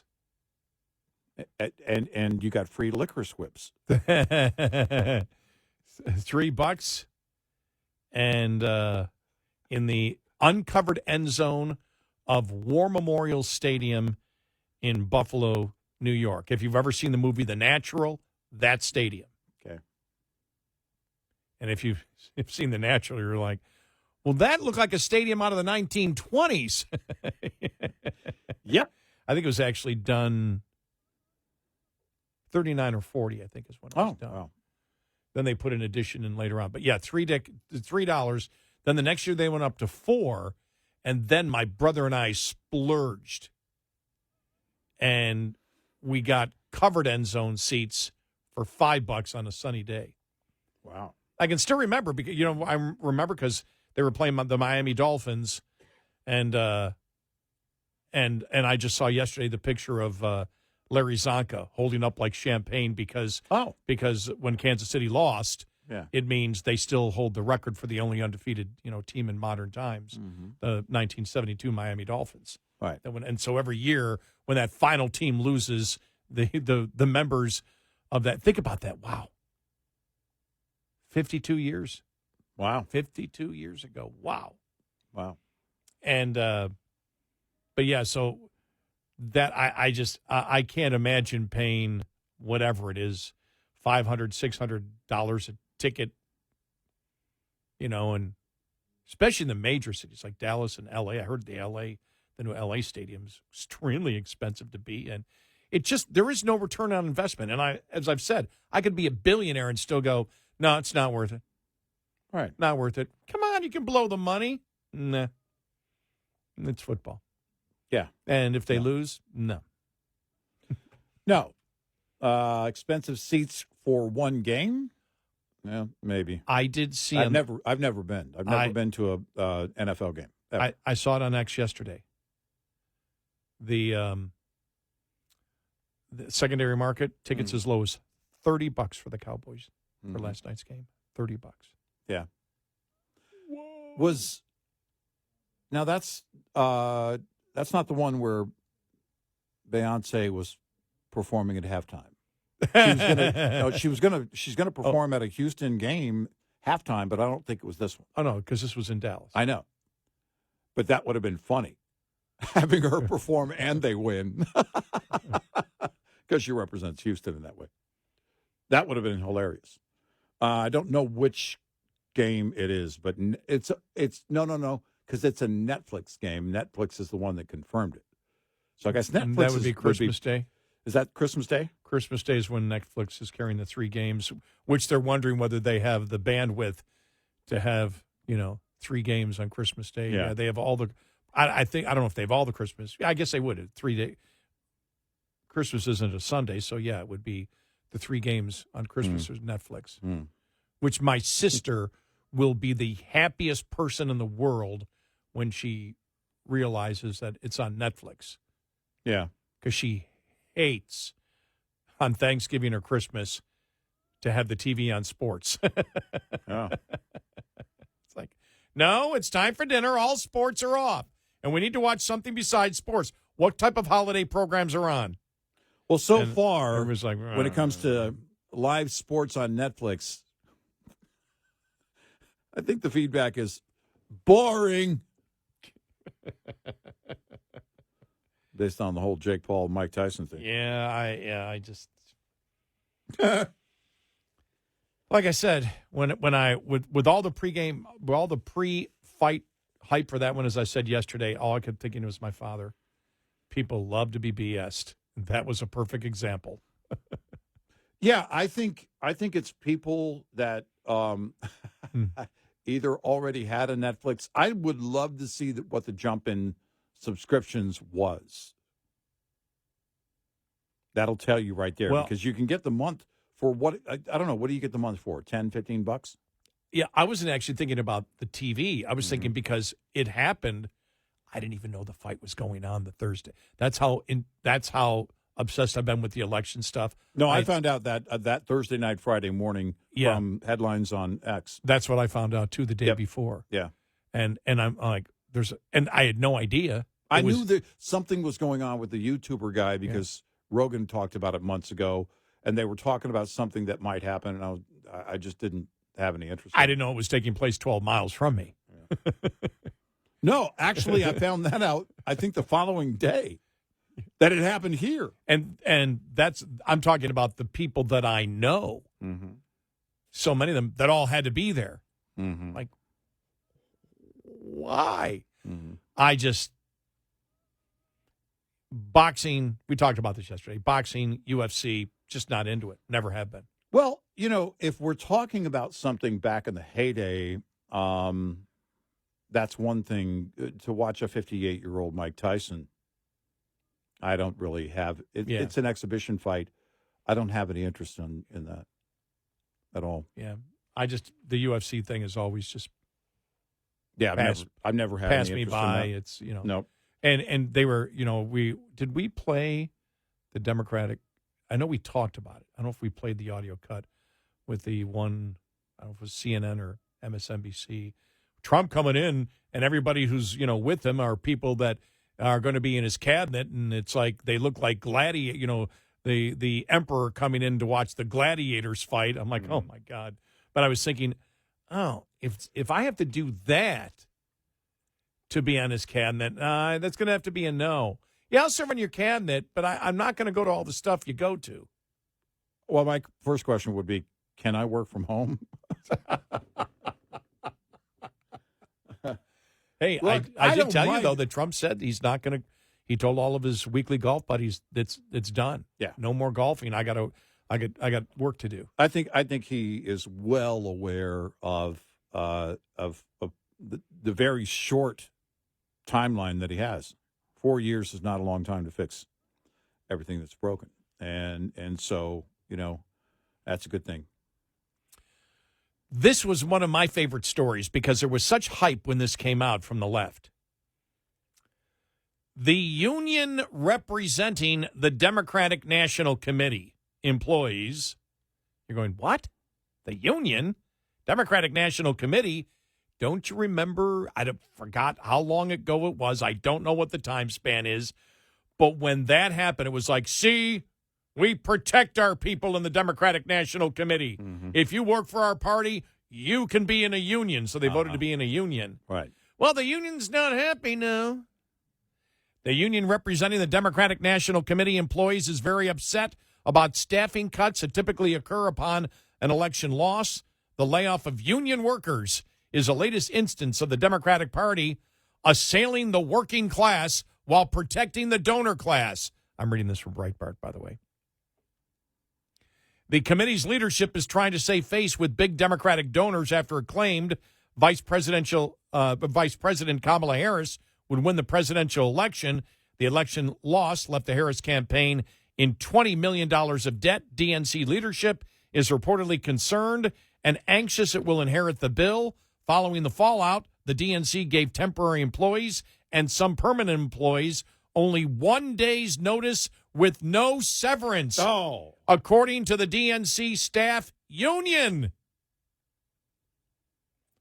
DNC leadership refuses to disclose to the DNC staff union the full extent of these layoffs and whether additional cuts are planned. The DNC staff noted on X, also noting Harris's massive $1 billion fundraising haul. Here's a tweet. 1 day's notice, no severance. The DNC fights for workers, just not their own. And then the word came out that, remember, they upped the amount that they paid Oprah's company. It went from $1 million to like $2.5 million. Well, I don't know if they paid that or that's what it cost. Maybe they say they paid it? Maybe they have an outstanding bill at Harpo Productions. Yeah. No, New York Post was reporting that. Yeah, that's. I saw the cost was 2.5. I thought they said cost, but wow. Are you saying they didn't pay their bill? Are you thinking they didn't pay their bill or what? No, they didn't say. They simply said, from what I got out of it, the Harris campaign paid them $1 million, but it cost $2.5 million to put on. And right. They didn't say so that who would paid. leave either a deficit or somebody else paid it for them. Right, they didn't say. They didn't. I don't know.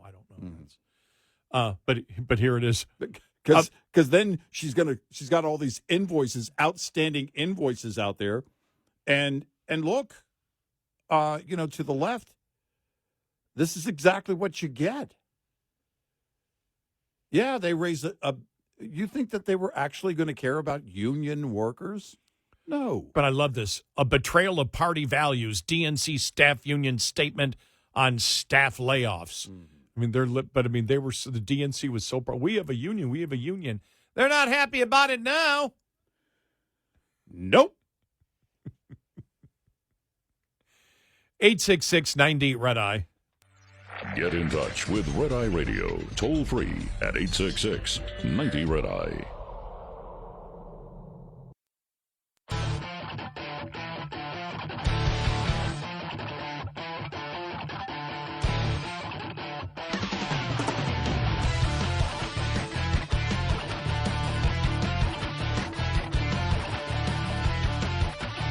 It's Red Eye Radio. He's Eric Harley, and I'm Gary McNamara. All right, so here we go. You are right. Harpo Productions was paid $2.5 million. Okay, I'd seen earlier that It cost $2.5 million. So, but now they're saying, according to the New York Times report, they were paid $2.5 million to put on the event. And one of the things that was talked about was that the celebrities themselves, I mean, she wasn't paid personally, they've said that, but the company was. They said all the staff and all this, but it was like, well, you could do it for a lot less than $2.5 million. Right. You just get some auditorium, boom, you do it, and Right. it doesn't cost. And they were like, there was so much money that everybody jumped on and said, okay, we can charge them as much as that we want. Nobody's questioning it.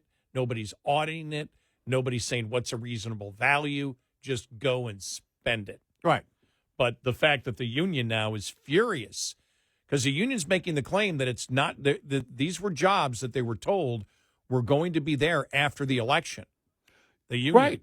And if you look at the campaign debt of $20 million, that $2.5 million to Harpo Productions is over 10% of that alone for one sit-down interview. Now, again, we don't know if that invoice has been paid. You always pay Oprah whatever you owe Oprah. But or if it's outstanding or whatever, but it doesn't matter. The spending led to the $20 million deficit, the $20 million in debt that they have. Mm-hmm. And $2.5 million is over 10% of that. So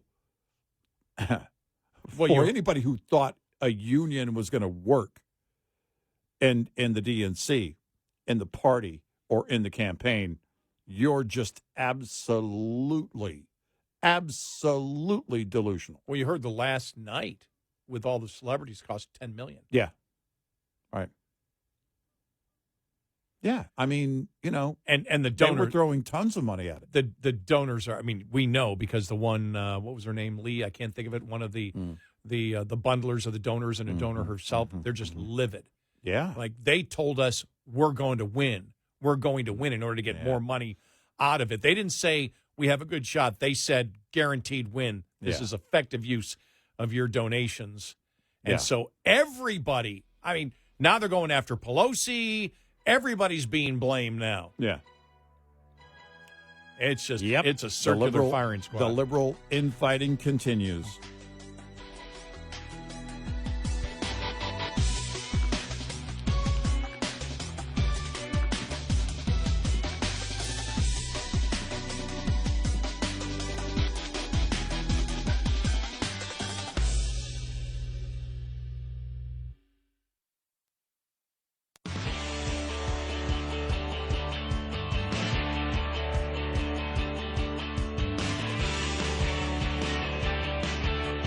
Call and join the conversation. 1-866-90-RED-I. Red Eye Radio. And he is Eric Harley, and I'm Gary McNamara. Welcome and good morning. You know, one of the things that we said after the election, and it's something that I know that I've been, just wondering what's going to happen here. Where do the Democrats go? They have this circular firing squad going. Where do they go? And an article in Axios, one in Politico, and others talking about this, that the establishment wing of the Democratic Party is trying to prevent the radical left from controlling the DNC.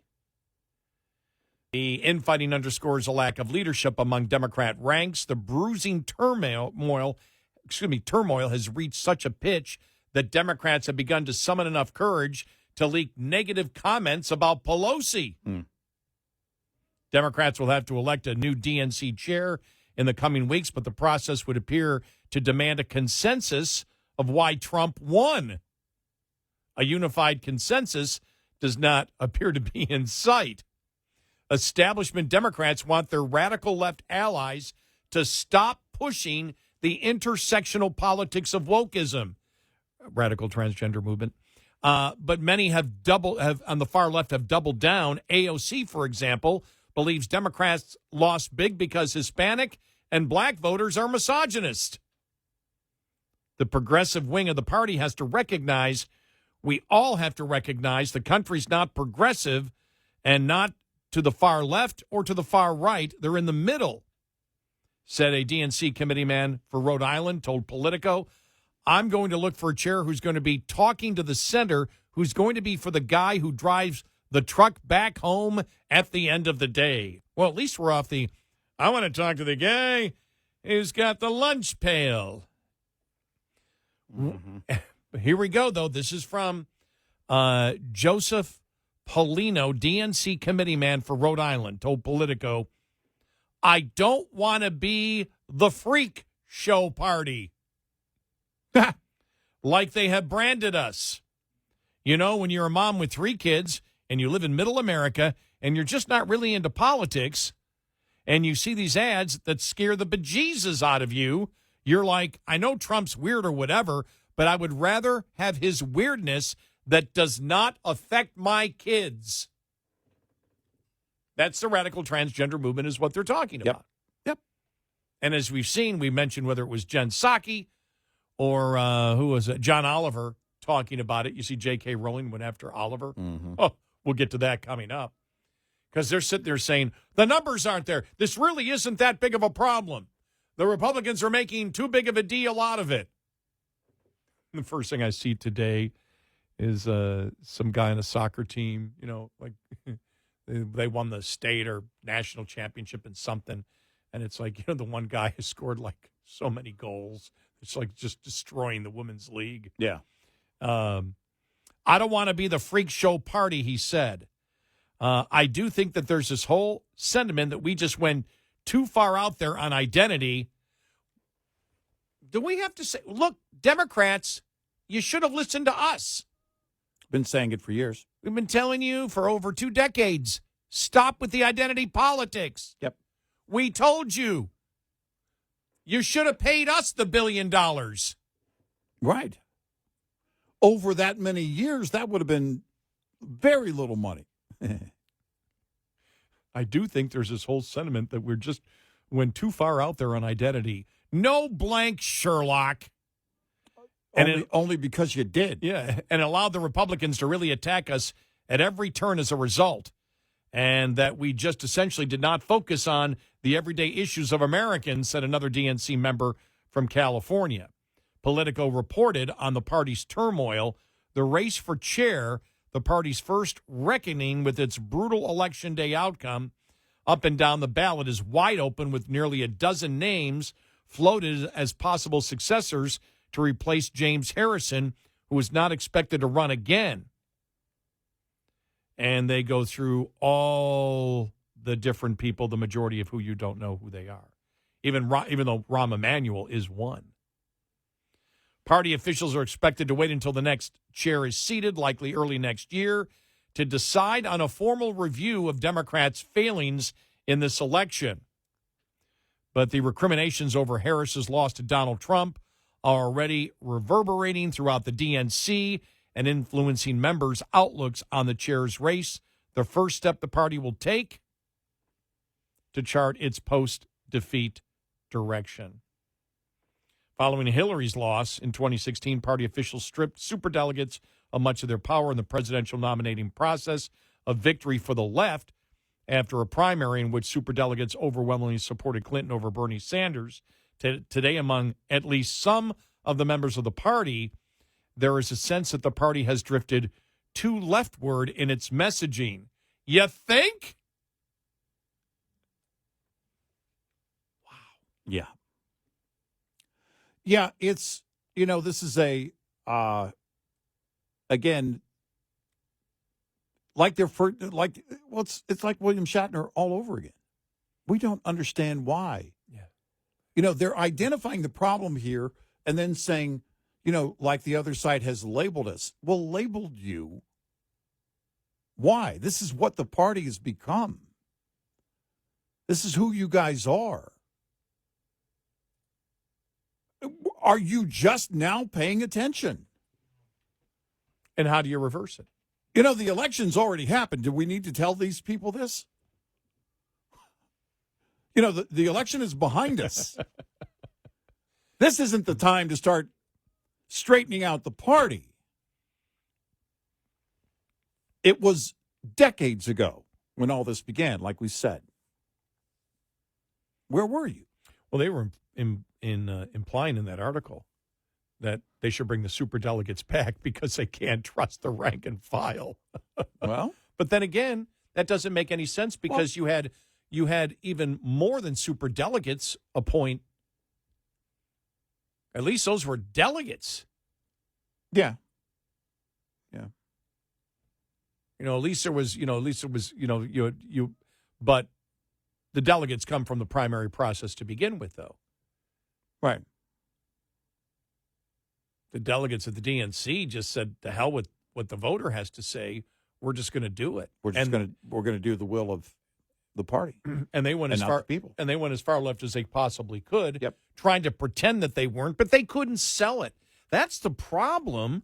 How do you sell it? It's like Mika and Joe coming out and saying, "Oh, well, now that Hitler's been elected, we're going to go to his compound. We're open to discussing things with Hitler. Right. We're going to Hitler's bunker." Right. And we're going to discuss things with him and see where we have common ground. And then liberals went absolutely bonkers on that yesterday. Well, what are you talking about? You've been telling us he's been Hitler. And then they say we're not trying to normalize him. You actually just did. Right.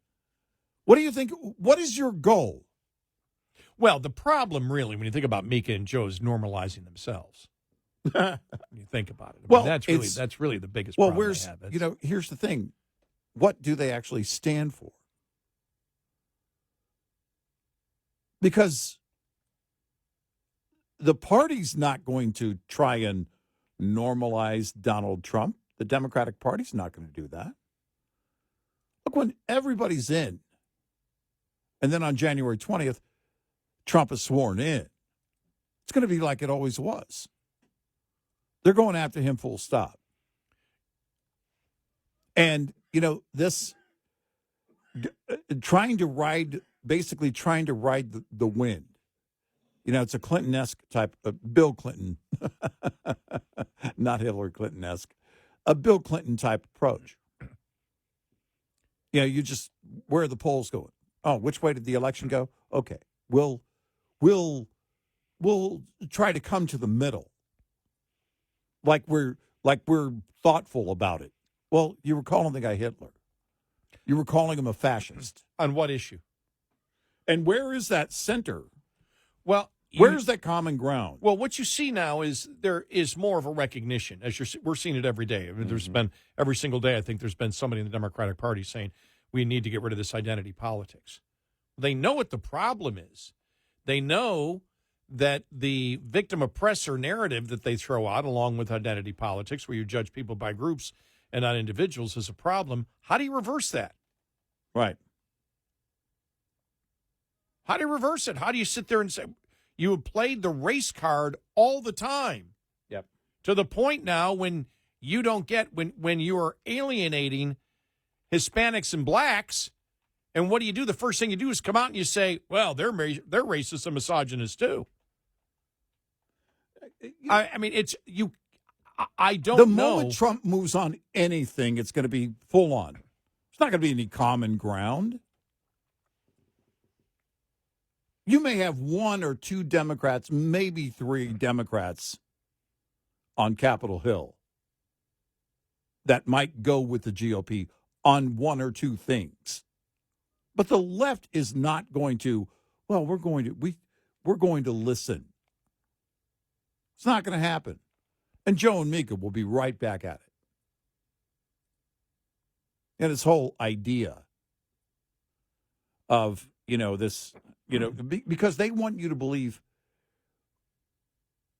the idea here for them is they want you to believe they're on a higher moral plane. We went to him to tell him we were opening. We're going to be open to discussions. Who the hell cares about you? You're not a lawmaker. You don't shape policy. You're on MSNBC. That's it. Nobody cares. I don't need a Joe and Mika summit with Trump. Look, if they want to do that, that's great. But I'm not buying into this whole, we're on a higher moral plane. We're going to be open to discussions. Discussions like you are part of the decision-making process. That's not how any of this works. The one thing that bothered me the most out of what they said was when Mika said, and that Trump talked about where we can meet and compromise on the issues. Right. Oh, God. Yeah. I don't know whether he actually said that or not, but Yeah. I wasn't happy with that comment. Yeah. Well, it's, look, Trump's going to say what Trump's going to say. Trump went over and met with Kim Jong-un. Keep your friends close, your enemies closer. All right, great. But they are not on the higher moral plane. They didn't win the election. He did. They didn't set a new historic standard. He did. It puts everything on his shoulders, but that's the whole point. They act like, well, we will be a part of shaping things like they're going to, like you're going to take credit for it? Give me a break. Who the hell are you? We're open. We want to have more discussions. And? On what issue? And for what? To what end? So is there a Joe and Mika stamp of approval everybody's waiting for? I'm not aware of that. I'm sorry, that's funny. I can see that. Trump comes out. By the way, this has been approved. This has the stamp of approval from Joe and Mika. Exactly. 866-90 Red Eye. We'll be right back with more Red Eye Radio with Eric Harley and Gary McNamara.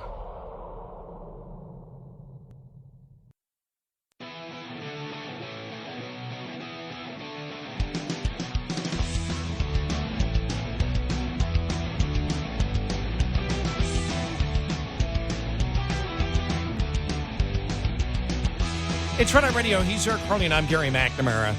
As we continue to observe the circular firing squad going on inside the Democrat Party, it all has to get back, and this is the one thing that they just seem to not want to face, is that they lost based on the issues, where they stand on the issues. It's that simple. Yep. And unless they change where they stand on the issues, unless there's major failures in this next Republican administration, they're going to have a tough time getting reelected. Right, yeah. Because the public is moving away from it. One of the problems that they have is the fact that when it came to the so-called, quote, women's rights, the women's rights that dominated the election was the radical transgender movement and the misogyny endorsed by the Democratic Party. That was what led. Right. So you're losing on that one. What do you have? If you're still going to practice identity politics, if you're still going to judge people by groups and not individuals, if you're still going to separate people by victims and oppressors, which, again, continue to divide the party into more pieces of oppressors and victims, you're not going to succeed as a political party. You have to find, when we talk about the fact that, Trump is uniting the country, there's a serious aspect to that. We're having fun with it because we know it irritates the hell out of liberals. Right. But there's actually a solid point behind it that on the issues he has. That's why the Harris campaign moved all the way over and said, well, we agree with Trump on this, and we'd be tougher with Trump on this. Right. Because they know that's what the people relate to on those particular issues. Yep. Unless they change on the issues, I don't see where they go. Yep.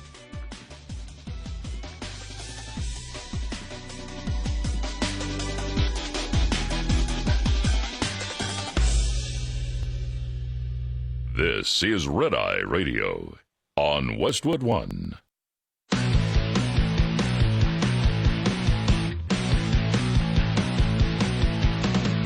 Now, it's Red Eye Radio. Gary McNamara and Eric Harley talk about everything from politics to social issues and news of the day. Whether you're up late or you're just starting your day, welcome to the show. From the Uniden America Studios, this is Red Eye Radio.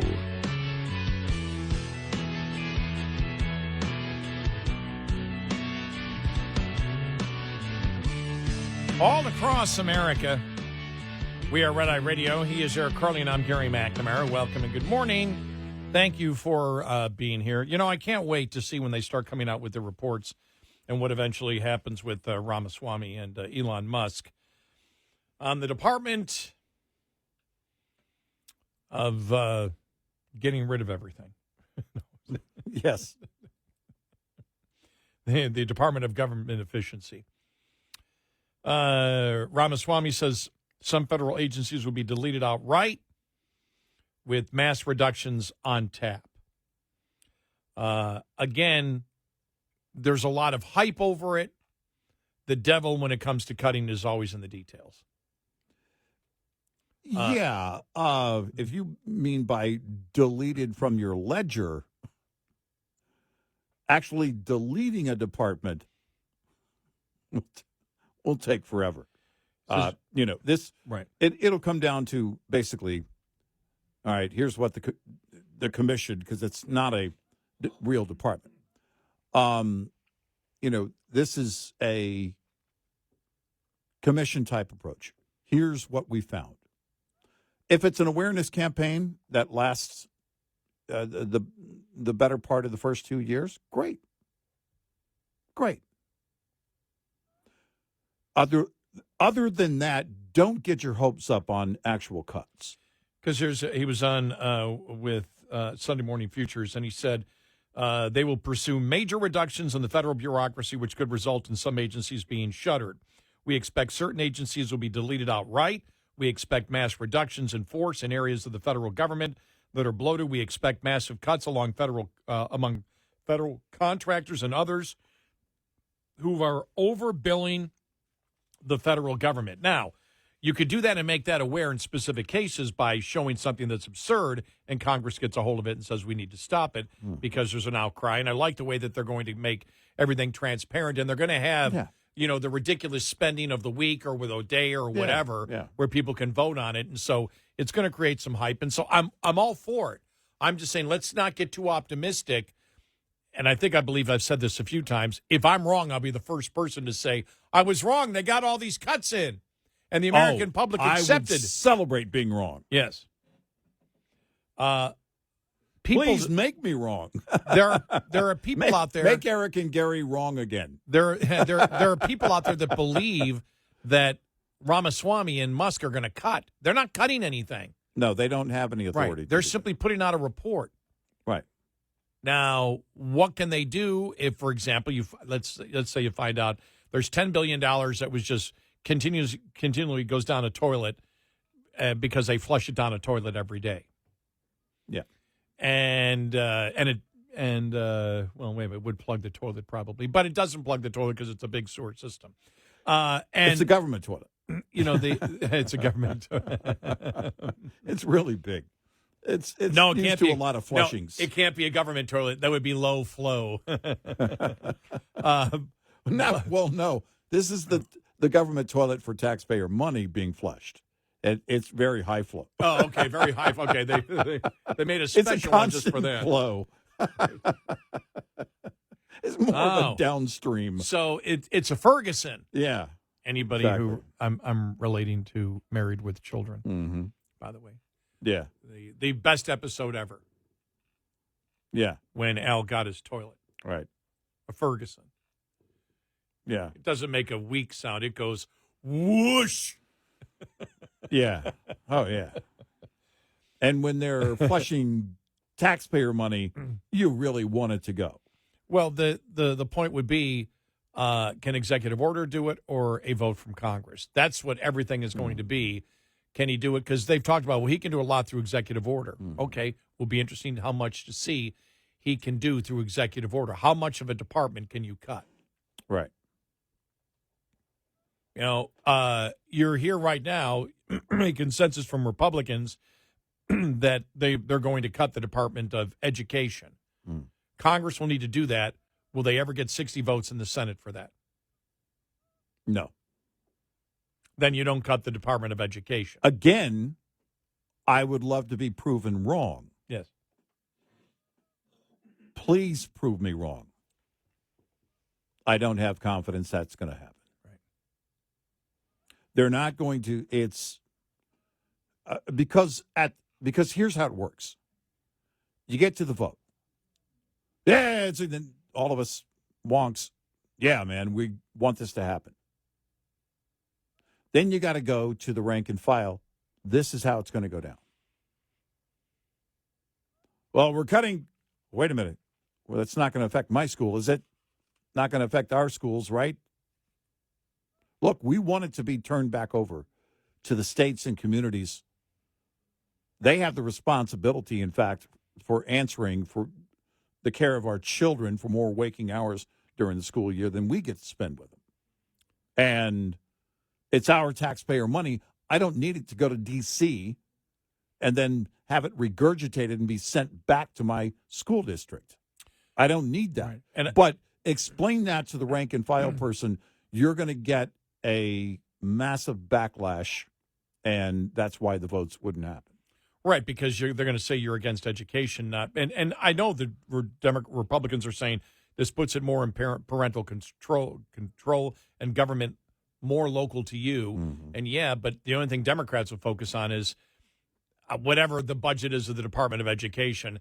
All these $1 billion will be gone from education. Yeah, free lunches will be gone. No Right. lunches. It'll be no lunches. The only way, well, I don't know. Does it cut out? Probably would cut out the school lunch program. I would think.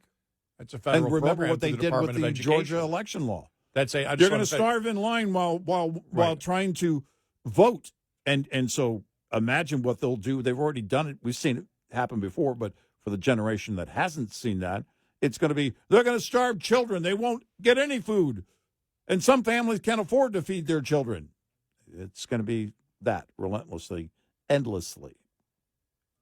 Now, having said that, you have more and more Americans that are moving pro-school choice, which is a good thing.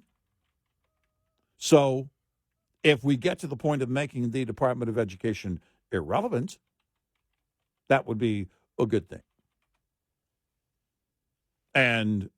But that happens on an individual basis or in those communities where they've been pushing it, or states have been pushing it for quite some time. Okay, school lunch program's not run by the Department of Education. It's run by the Department of Agriculture. Okay. So So there's our problem with the Department of Agriculture. Yeah. But it's going to be over and over again impossible to make cuts, because once you start saying we're making cuts, now you've got to tell people what they're going to do without. well, you need 60 Or the votes. Democrats are going to do. You need 60 votes in the Senate. Are there 60 votes in the Senate to cut $2 trillion? All right, let's say, hypothetically, executive order can get rid of $1 trillion. Mm-hmm. All right. Do you have 60 votes to get rid of the other trillion? I'm just throwing those numbers out. I don't. No. No. And so you're saying you're going to reduce the size, you're going to reduce this. Fine. How do you do that precisely? Elon Musk and Ramaswamy are not going to be doing it. They're just going to point it out. Right. People still don't understand that. I still get, what are you guys talking about? They're going to cut. No, they're not. They're only putting together a report and marketing what needs to be done. They are themselves have no authority to cut anything in the federal budget. Right. And by the way, I'm using the $2 trillion because that's what Elon Musk said he believes can be cut out of the budget of the current, was it 6.75 trillion is what we are right now. So, yeah. 25 to 30% is what he is saying. Can it be cut? I mean, could it be cut? Is it yes. And everybody survive? Yeah. It's not could it? It's is there the political will to do that? And when the Democrats start demonizing right up front about the Department of Education, because do you think how many people actually know what the Department of Education actually does?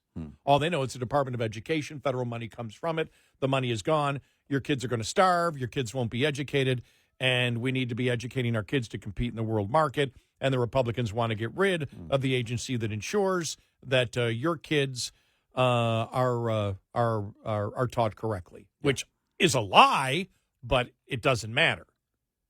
What's effective politically, those are the headwinds that they have to face, which means you need very good communicators, and you've got them, but you need very good communicators coming out of the Republican Party. Mm-hmm. Could you reduce what the authority that they have?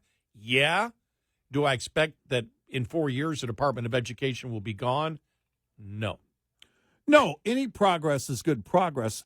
because that's where you start to demonstrate why we can keep moving in that direction long term.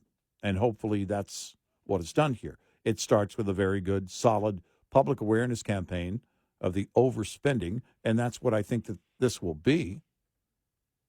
And then beyond that, if through the executive office they can roll back some of that spending, or they can, again, reallocate or change anything about it in a positive direction. Mm-hmm. I'll just say that overall, because I don't know exactly what Trump will do through executive decision. Look, here's the thing. Coming in, if RFK Jr. makes, a director of Health and Human Services, are we looking at a budget cut for that department? Because there are things he would want to change.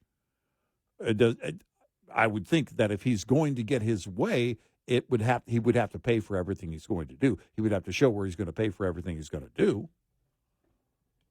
But he's got a pretty big agenda if you've been following him over the years, not just over the past 2 years like a lot of people. It's a pretty big agenda. And usually from a lifelong Democrat, which he is, that comes with a pretty big price tag. But maybe it won't be the case under Trump. We'll see. 866-90-RED-EYE.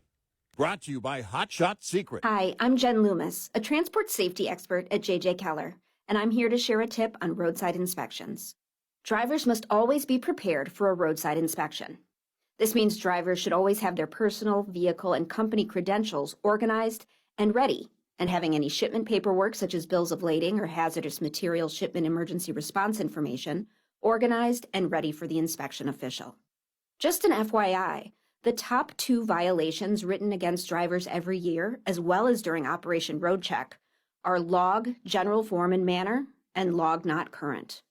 Both are completely avoidable if the driver keeps the log accurate, compliant, and current at all times. Having the vehicle ready for inspection involves the driver conducting daily inspections and making sure any problems that are discovered are immediately corrected. Vehicle readiness also requires the company to make sure that the vehicle is current on all scheduled maintenance and that the maintenance schedule is adequate. This will make sure the driver is being given a sound vehicle to start with. This tip was brought to you by J.J. Keller & Associates. Visit us at jjkeller.com. Coming up, more with Gary McNamara and Eric Harley. It's Red Eye Radio.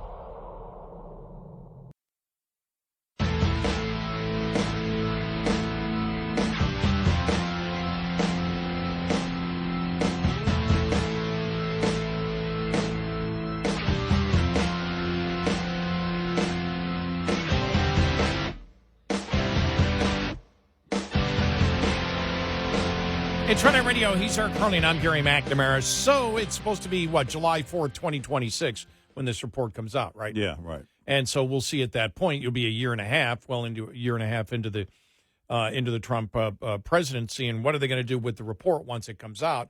There should be a ton of publicity on it, especially on X. You're going to see it. Mm-hmm. It'll be out there. So it's something that we're going to talk about, because if they do it a lot, it's going to be like when the pork book was out, the pig book, as the one think tank used to come out with in the 80s and 90s, and talk radio would talk about it for a day, and then it would disappear for another year. And every year, again, the pork book would come out. This will be a pork book or a pig book every single week of all these different things that the government's spending money on, then things you can vote on, and, things you can vote on, and then the top wasteful spending of the week. And then when the report comes out, we'll see what the administration does, what the Trump administration will do with it. Now, I don't know if he's going to start beforehand. For example, I would, if there's things you could do through executive order. I just don't know that when you get down to cutting in government right now, and we look back to the fact that when Paul Ryan put out his plan, there was one plan, the penny plan, cut the budget 1% a year. Right. 1 penny for every dollar spent, you're going to cut. Right. Couldn't do that. Couldn't do that. That was too radical. And when Paul Ryan wanted to came up with his plan during the campaign, remember that? Mm-hmm. During the Romney campaign, to balance the budget, it would take over 30 years, and he was viewed as the most uncaring Hitler you could possibly imagine. Right. Just wanting to kill everybody along the way. So those never had a starting point because they were viewed as too radical. Now, this is a plan from Musk where he put out a figure of $2 trillion out of the $6.75 trillion that we're spending right now in the budget that he believes we can cut. Right. A year, not in 10 years. Right. A year. Right. I'm highly suspicious that he can get there based on the fact that the American public claims they want to cut, but when the cuts actually come, they don't. Well, let's look back at the campaign. How much of this was part of the campaign? Very little, if any. It was the generalized, what you always hear, hey, there's too much spending, we're spending way too much on this. Wasteful spending. Kind of thing. Right. Foreign policy. It really wasn't the focus of what you want to hear politically if you're somebody who cares about the national debt and government spending. The point being is that, you're hearing a lot, and there should be great support, I think, for the efforts from Elon Musk and Ramaswamy in this case, if it only results in a great awareness campaign, because it has to start there. We've talked about that for years. It's something that no one else in the GOP has been focused on. Mm-hmm. And so that would be awesome, really great, putting it out there throughout the process and have it culminate in this report, and then making this into a giant public awareness campaign. That has to start. It has to start there anyway. And so I think both of them are highly qualified to be able to do this and go out and talk about it as surrogates anywhere. And I think anybody else on the Trump team can do that as well. Now, when you get into the spending, then you have to build that consensus, or the spending cuts, rather. You have to build that consensus. And that's a very different game. Aside from anything that Trump might be able to do through executive orders, you're going to have to build, because if we're going to do this, then just like with energy policy, it has to be long term. God bless Trump for anything that he's able to get done with his pen. That's great. It may slow the roll, but long term, if we're going to change our direction, and I do believe there's a possibility in doing that, and making more people aware, getting more people actually in true consideration for the reduction of government spending. I actually believe that is a possibility in our lifetime. Now, getting to the point of greatly reducing government spending, I have my doubts, because the GOP's only been successful one time in tapping the brakes, and that was welfare reform. And again, that only tapped the brakes. If Trump can get it done, please get it done. If the GOP, Ramaswamy and Elon Musk, through their efforts, can get it done, please prove me wrong.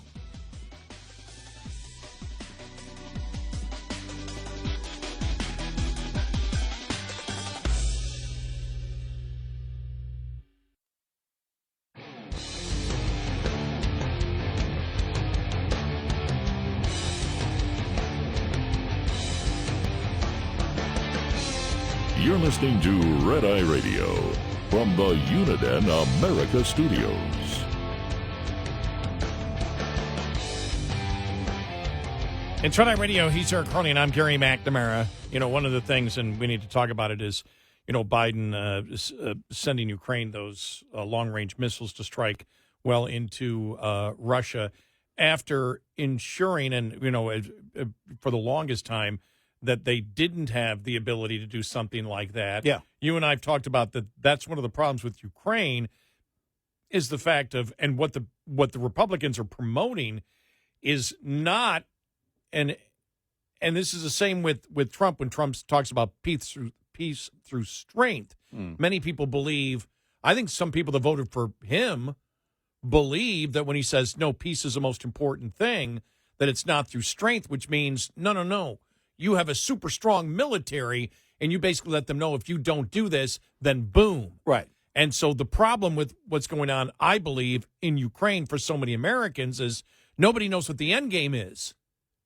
And it was almost as if, okay, we want to keep this war. It's like it was a Star Trek episode. We want to keep this war even Steven going back and forth, back and forth. Well, we've been through that in the Vietnam War, and the American public doesn't accept that. And as each and every day goes on, it's like, what in the world's going on? And all of a sudden, after the election, boom, Biden's throwing long-range missiles to Ukraine to hit Russia, and Russia's like, what the hell you doing?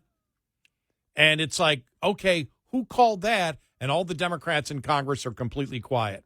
Republicans are saying, what in the world's going on? I think it was, it wasn't Tom Cotton, it was Josh Hawley, who said the Democratic Party would not trust him to run a presidential campaign.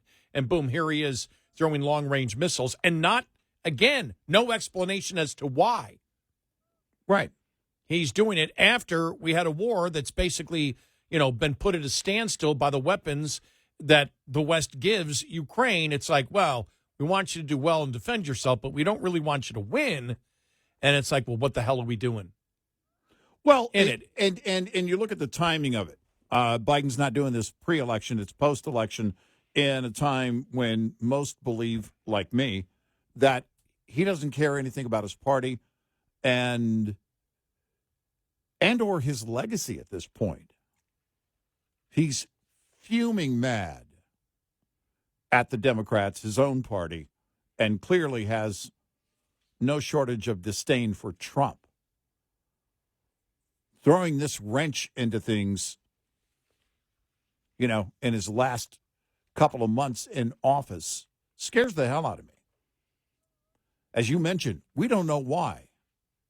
Where's the strategy? Where are the members?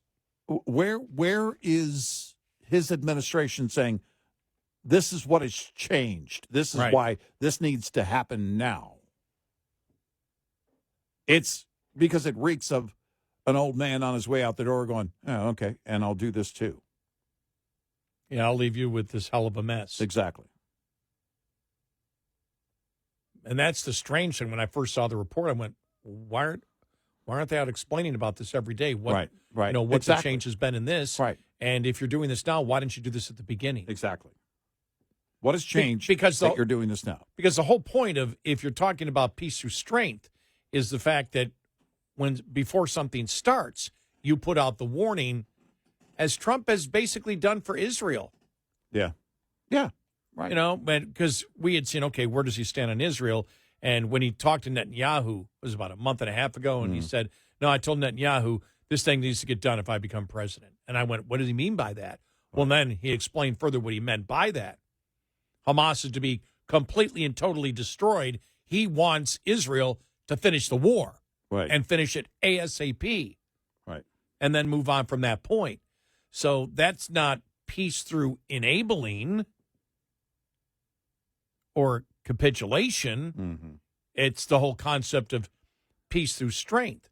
Now, how he would have specifically handled, Ukraine and Russia, I don't know. How do you handle it in the lead up probably would have been more critically important. What message should you have sent to Russia before they went into Ukraine, knowing that it was a possibility, because we knew it was going to happen. Mm-hmm. We knew there was a possibility it was going to happen. How do you do that? How do you win that one, peace through strength? Now, I asked the question because I don't know what they know about Putin and Russia. I don't know what the intelligence agencies know about him. That's always been one of the things when you look at something like this. Okay, what do they know? Yeah. And I'm talking about what do they know? I was seeing the average age now of the soldiers being killed, 38. Wow. You've got, there has been, and I guess the last month, been a huge loss of life inside. One of the things we talk about is all the time through all of this is there's still a possible coup in Russia. What do they know about the opposition? What are we doing when it comes to covert operations over there. There's a whole ton of things that you can do besides just going to war and then keep escalating, what the United States sends with the threats coming back from Russia. Right. You can do this even before the war starts.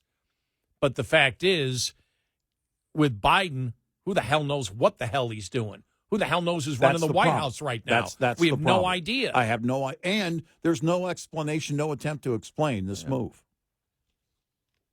None. Why this? Why now? After all this time.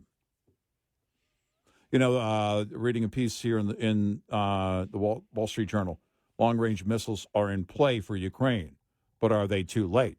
That's not the question, in my opinion. The question is, why now? Why is this move coming from Biden now? There really wasn't a statement from the president of Ukraine. He basically said, the missiles will speak for themselves. Here's what I wonder, too. What message does he have? What tone is he getting from the incoming administration? Zelensky's no stranger to Trump. This is another benefit of him not being new at the game and being there before. In fact, that whole phone call thing, which really spurred the first impeachment. But yeah, they are familiar. Yeah, they've talked before, at least once. We know that. And the public knows about it. Yeah, exactly. Well aware. But the phone call was a couple of weeks ago. It was after the election, so it was it last week, early last week? But the question would be, what tone was sent to Ukraine? And what considerations would there be now? Knowing what's happening, is there a different consideration in terms of those missiles, using those missiles by Ukraine, with Trump going to be in office basically two months from tomorrow? I don't know. There may not be. It may be, you know what, we need anything and everything to defend ourselves, and we've got the okie dokie for now. We'll apologize later. I really don't know. But the problem is, and we've said this from the beginning, you can't trust anything from the Biden administration. Nothing. No. And this comes with no explanation, no apparent justification as to why they're doing it now. Why this move and why now? You and I were always pretty clear, especially since Trump took out Soleimani, and they remember the big bunker. It wasn't a bunker buster. What do they call the missile? The weapon he used.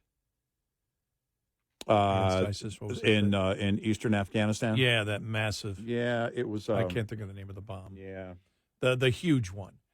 But when he took out Soleimani, we went, oh, okay. He's sending a completely different message. He's not saying you attack our ship, we hit an oil, we hit part of your infrastructure. He's saying you go after a ship and Americans are killed, we kill your leaders. Right. That's not. And I do think that there are some people, some Democrats, whatever, when he kept saying, peace through strength, we need peace, we don't need to be all over the world, that they believe that he's selling more of an isolationist philosophy. I think it was even the Wall Street Journal that said, maybe that's not what Trump is selling.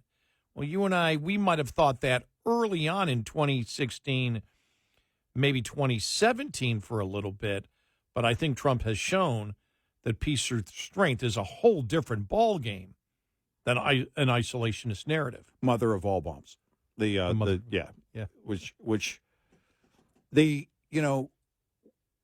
Those moves by Trump and his administration, I think, clearly set the tone for the rest of the world, not just our enemies, our allies. We're going to go to work, and we're going to get straight to the point.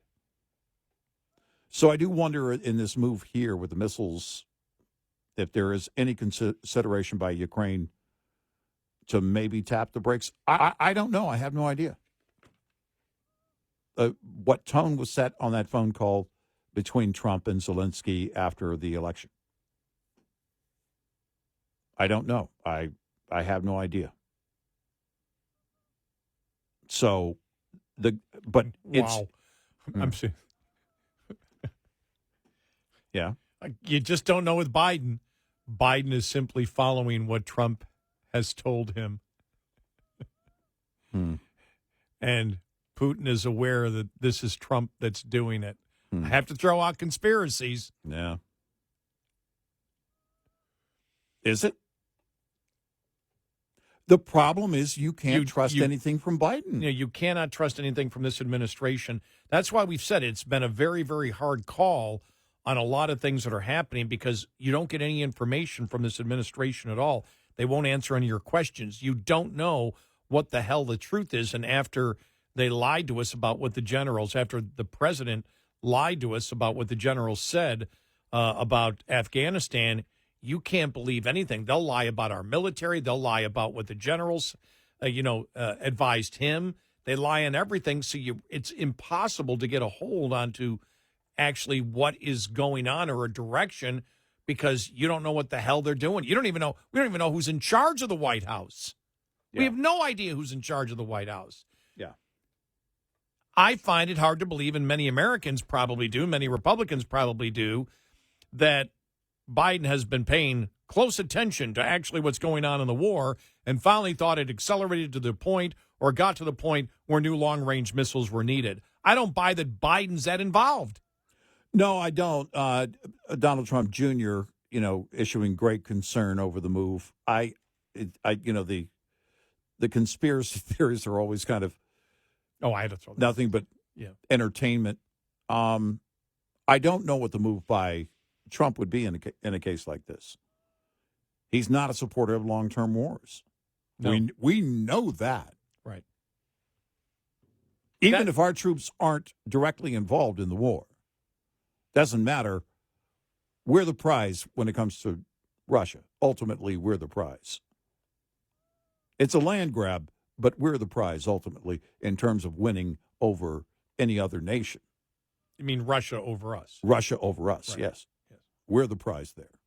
So that's the tone, is what backing does Ukraine get from the U.S.? That's what it's been all along.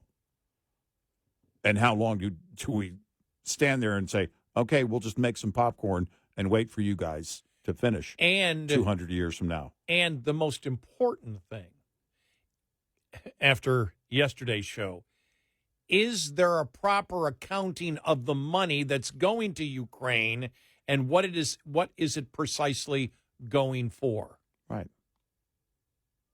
Exactly. What are we in for? Yeah. And, again, I just don't trust anything on this because it looks like Biden being Biden. It really does. A knee-jerk response. A knee-jerk, spiteful response. A knee-jerk, spiteful response, but we're not sure why. He still hasn't given anybody an explanation. 866-90 Red Eye. Lines open for your calls. 866-90 Red Eye on Red Eye Radio.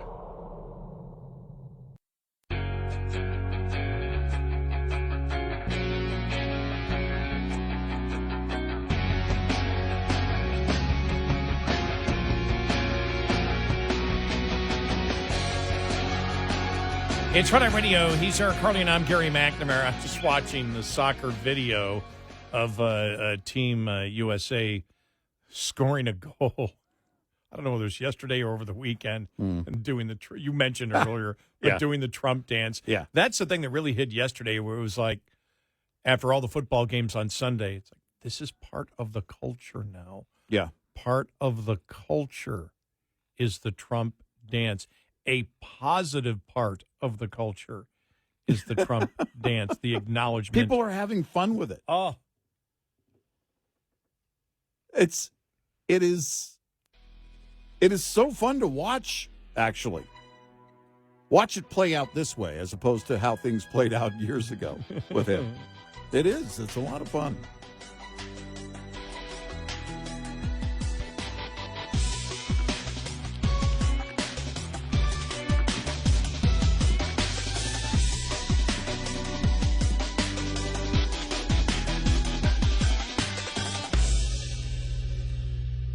This is Red Eye Radio on Westwood One.